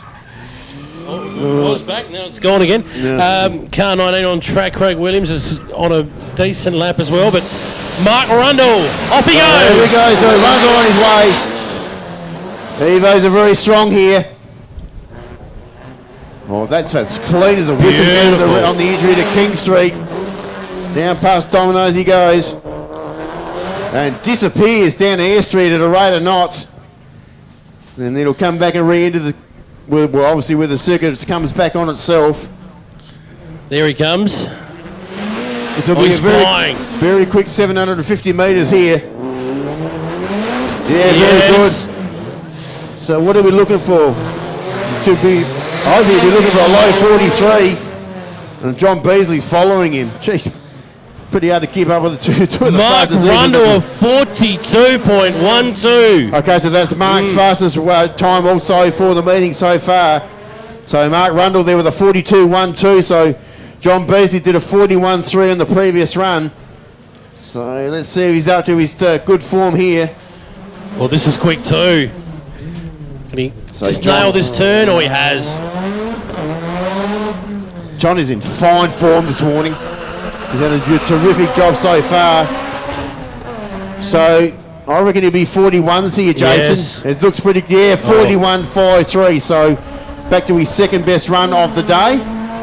So he goes to the top of our timing screen. You can see it flicking over on your big screens. And John Beasley will go to the top there in front of Mark Rundle and Amanda Sparks. Mark Rundle held on to the top spot there for about 20 seconds. Yeah, it wasn't too long. Stephen Megan, a little Corolla out there at the moment. Check this thing out on. There it goes.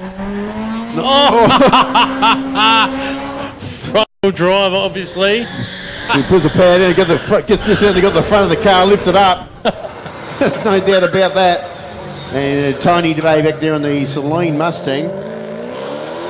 I was up here calling this event with Ian Beebe last year, unfortunately not here, and he loved that Celine Mustang. He couldn't talk about it enough. So It's a beautiful car. It was a bit of a favourite. It is a beautiful car, and Tony's been driving it very well all day. Dan Day is on the start line That's next. his grandson.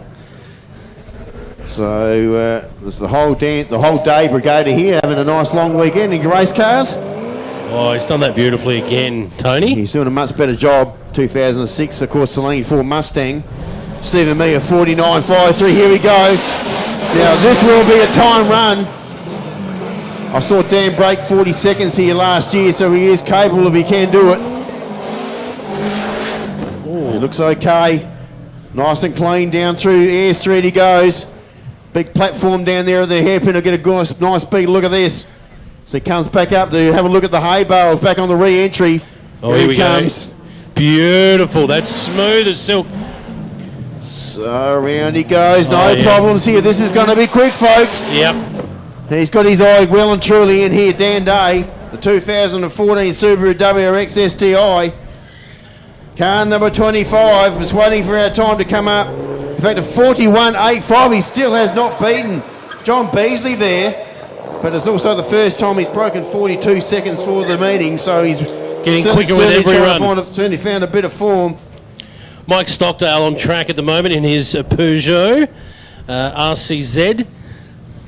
Just getting around the track pretty quietly and comfortably all day so far. Mike has had pretty consistent runs. I don't think we're going to see this car go any lower than 46, 45. Mike described this car this morning. He said it looks great, but it's very slow. Yeah. And that was out of Mike's mouth, not mine. Ross Allen. Even though actually, it's a funny little car because even though it's a Peugeot, it was actually built in Austria. Even though it's a French model, so it's a bit of a funny story about that. But and he's finished in way back 52. Yeah, no, 50.03. So. Ross Allen's magnificent Holden Monaro on track at the moment, car 27. So we got, well, we're going to see it's going to get pretty loud here because Mark Lauck is about to launch his Porsche, so comes pretty close to one of the, certainly is one of the loudest six-cylinder cars on circuit at the moment. Here we go. We've already got the V8 and away he goes. And away he goes. Not only a retro-looking car, but it's got a very retro sound about it as well. So speaking of loud, it's about to get louder. Vel Setalik, car 29 on the start line, waiting patiently in the Green Eye Monster. Considering what it is, this car has done, in combination, has done a great job. So Vel Setalik, one of the local guys, gets all the people from Port Lincoln. Here he goes. As he goes away.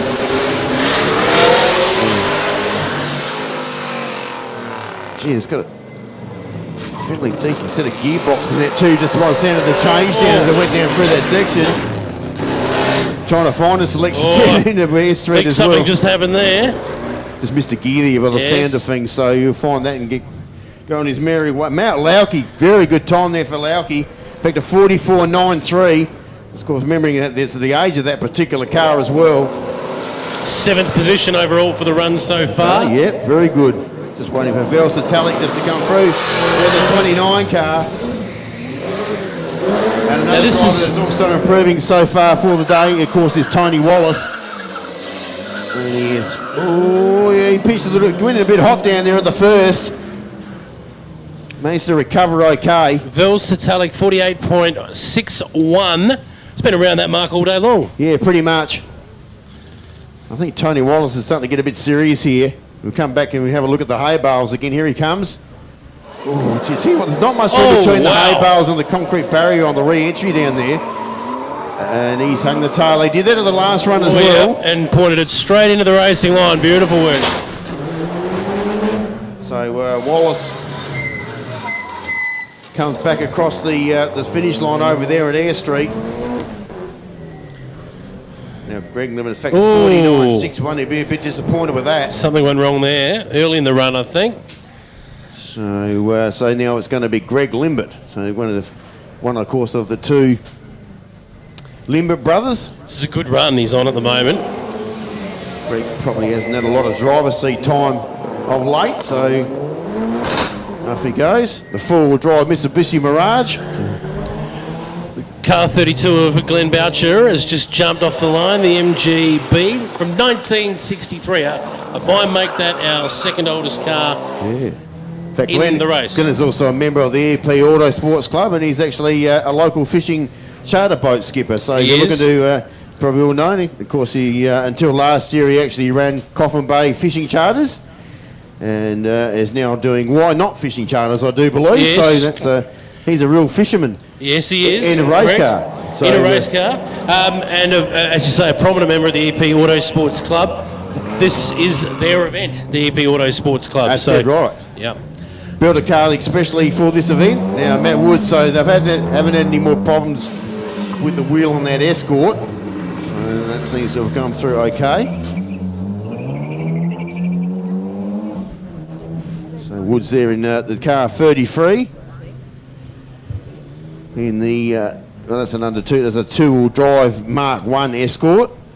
Well, that was a quick run before from Limber. What's that, 44.43? Yeah, Limbert, not bad. That was a good effort. In fact, that's taken him up into 6th position there for Greg Limbert. That, of course, is back in the Mirage, so a 44.43. Glenn Boucher's done a 51.43. That was a bit of an interesting return back into King Street there for Matt Woods too. a little bit untidy. Went the scenic route. Car 34 on track now. Gino's Porsche. That's Gino Lavore and the Porsche 911. One of the 911 brigade we have on track today. He's got around the first bend there comfortably, but he'll be back in the 44, 45, 46 second mark, around that area you'd reckon, 46 probably. That's probably where he's been about so far today. So quick recap, if you are looking at the top of your screen, still John Beasley down to, well, John's actually heading for another victory here. John Beasley, gee, what a meeting he's having so far. It's a fantastic start. Probably a bit of a surprise, to be honest. Even though he was very strong here last year, but we'll certainly see how the rest of the weekend goes. And then back to Tony Rodder. So one of your local guys out on track at the moment. Where are you, Paul Lincoln? Give him a big cheer as he goes through. Car 35, going beautifully, Tony, today. Him and Hagen have driven beautifully so far. The start line awaiting the start with a little bit of 100-mile-an-hour tape, just holding some stuff together, is Bill Adams. Yeah, tagged the wall earlier this morning. So Tony Rodder, looking at Roger, you can see him working away at the wheel there. I saw the elbows come up there on the turn-in. So he's got arms going left, right and centre there, down there for Tony Rodder. So Rodder there with a 48.35. Currently back in 15th position overall. And then it'll be Bill Adams, 2002 Subaru WRX. we're talking before about all these Subarus and Evos. As I mentioned, very popular four-wheel drive vehicles of this type of event, hill climbs and all the sort of speed or sprint events. So certainly if you go to a lot of other events around the state in that sort of configuration, motor cars, all that kind of stuff, there's a lot of them. And of course the four-wheel drive breed certainly has become very popular over recent years. Certainly is showing here at this meeting so far. D King a little untidy down there on the turn into King Street. Yes, gee, that thing has got some serious grunt. Well, that's another one of the cars we want to be looking for tomorrow. You can see when he accelerates, the way the car reacts on the acceleration on the gear change.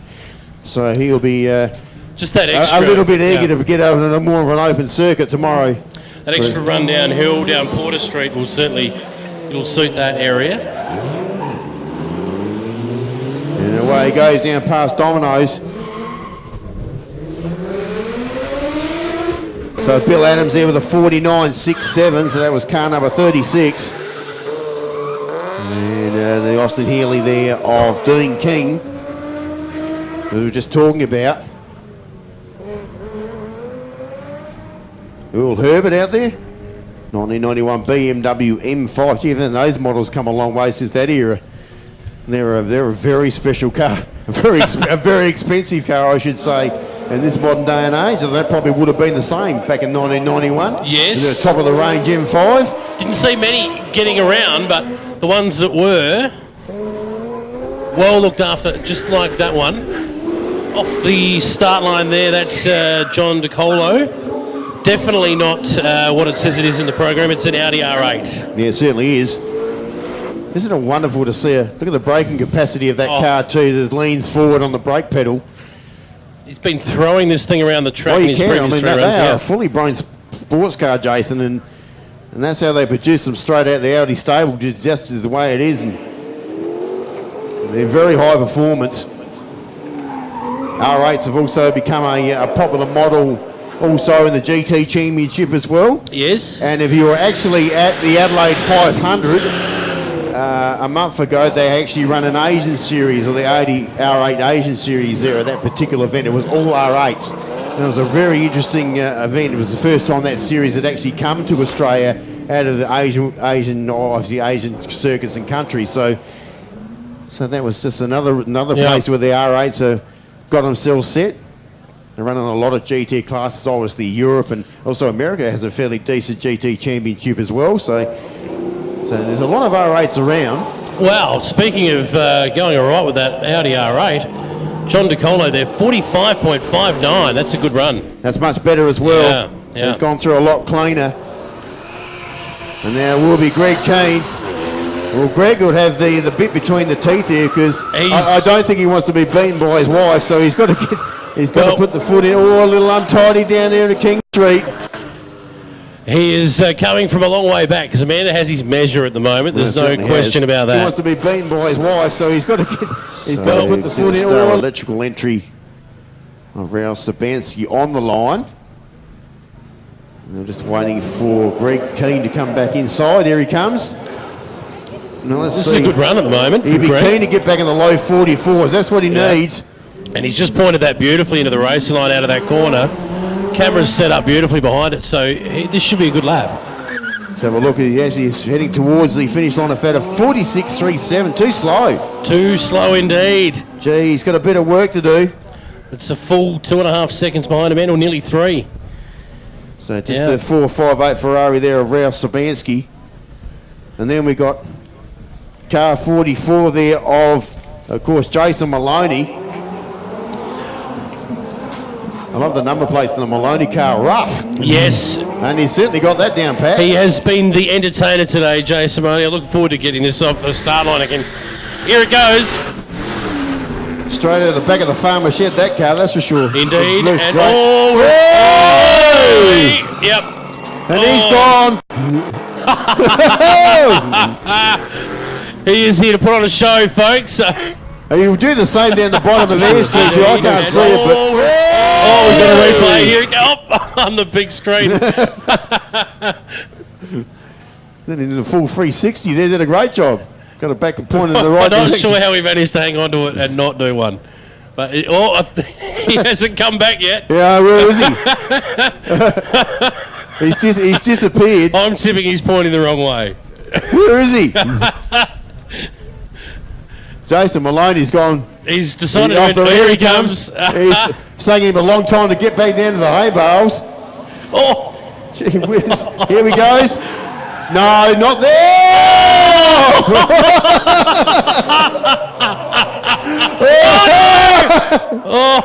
Gee whiz.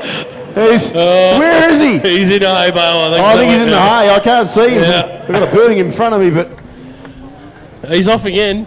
is he gone? That is the most entertaining 90 seconds we've had all day. Goodness me. Well, he's going to have to go back to the pits and pick all the hay straw out of the front of the grill of that car. Where is he?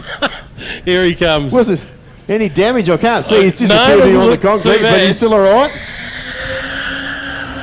So Wayne Von State, we go back to a more modern Falcon here. Jason Maloney, 1 minute 26 seconds. He's actually recorded the slowest time all day, 1:26.3. It's been, every second was worthwhile. Now, so Wayne Von Stake is out there, of course, in the Series 2 FG Falcon. And then it will be Rob Ford in the Morris Cooper S. Another famous British mayor, of course, Morris. Of course, MG is also a famous, or another spin-off of Morris, of course, because I can't help. MG, of course, stands for Morris Garage. I can't help but see Mr. Bean whenever I look at that car. It's not green, though. Not quite, no. The paint job's obviously a little different. Okay, so Wayne Von Stank there has done a 50.4. Rob Ford in the Class F car number 46, which of course is obviously race rally under 2 litre. I don't think there's too many of those in this group, but We've had a change to our top 5 for a little while. so it's still Beasley, Day, Rundle, Sparks, and good to see Scott Limbert up inside the top 5 as well in the Mirage. Yeah. And now this is Dennis Wisby. Dennis will be to be fairly consistent so far. Seen this pulse so many times. It's such a reliable vehicle. It'll go all day, and Dennis and Mark usually share it at every event they go to, so it gets double duty, gets a double workout wherever they go. And it's been consistent again. Yeah, absolutely.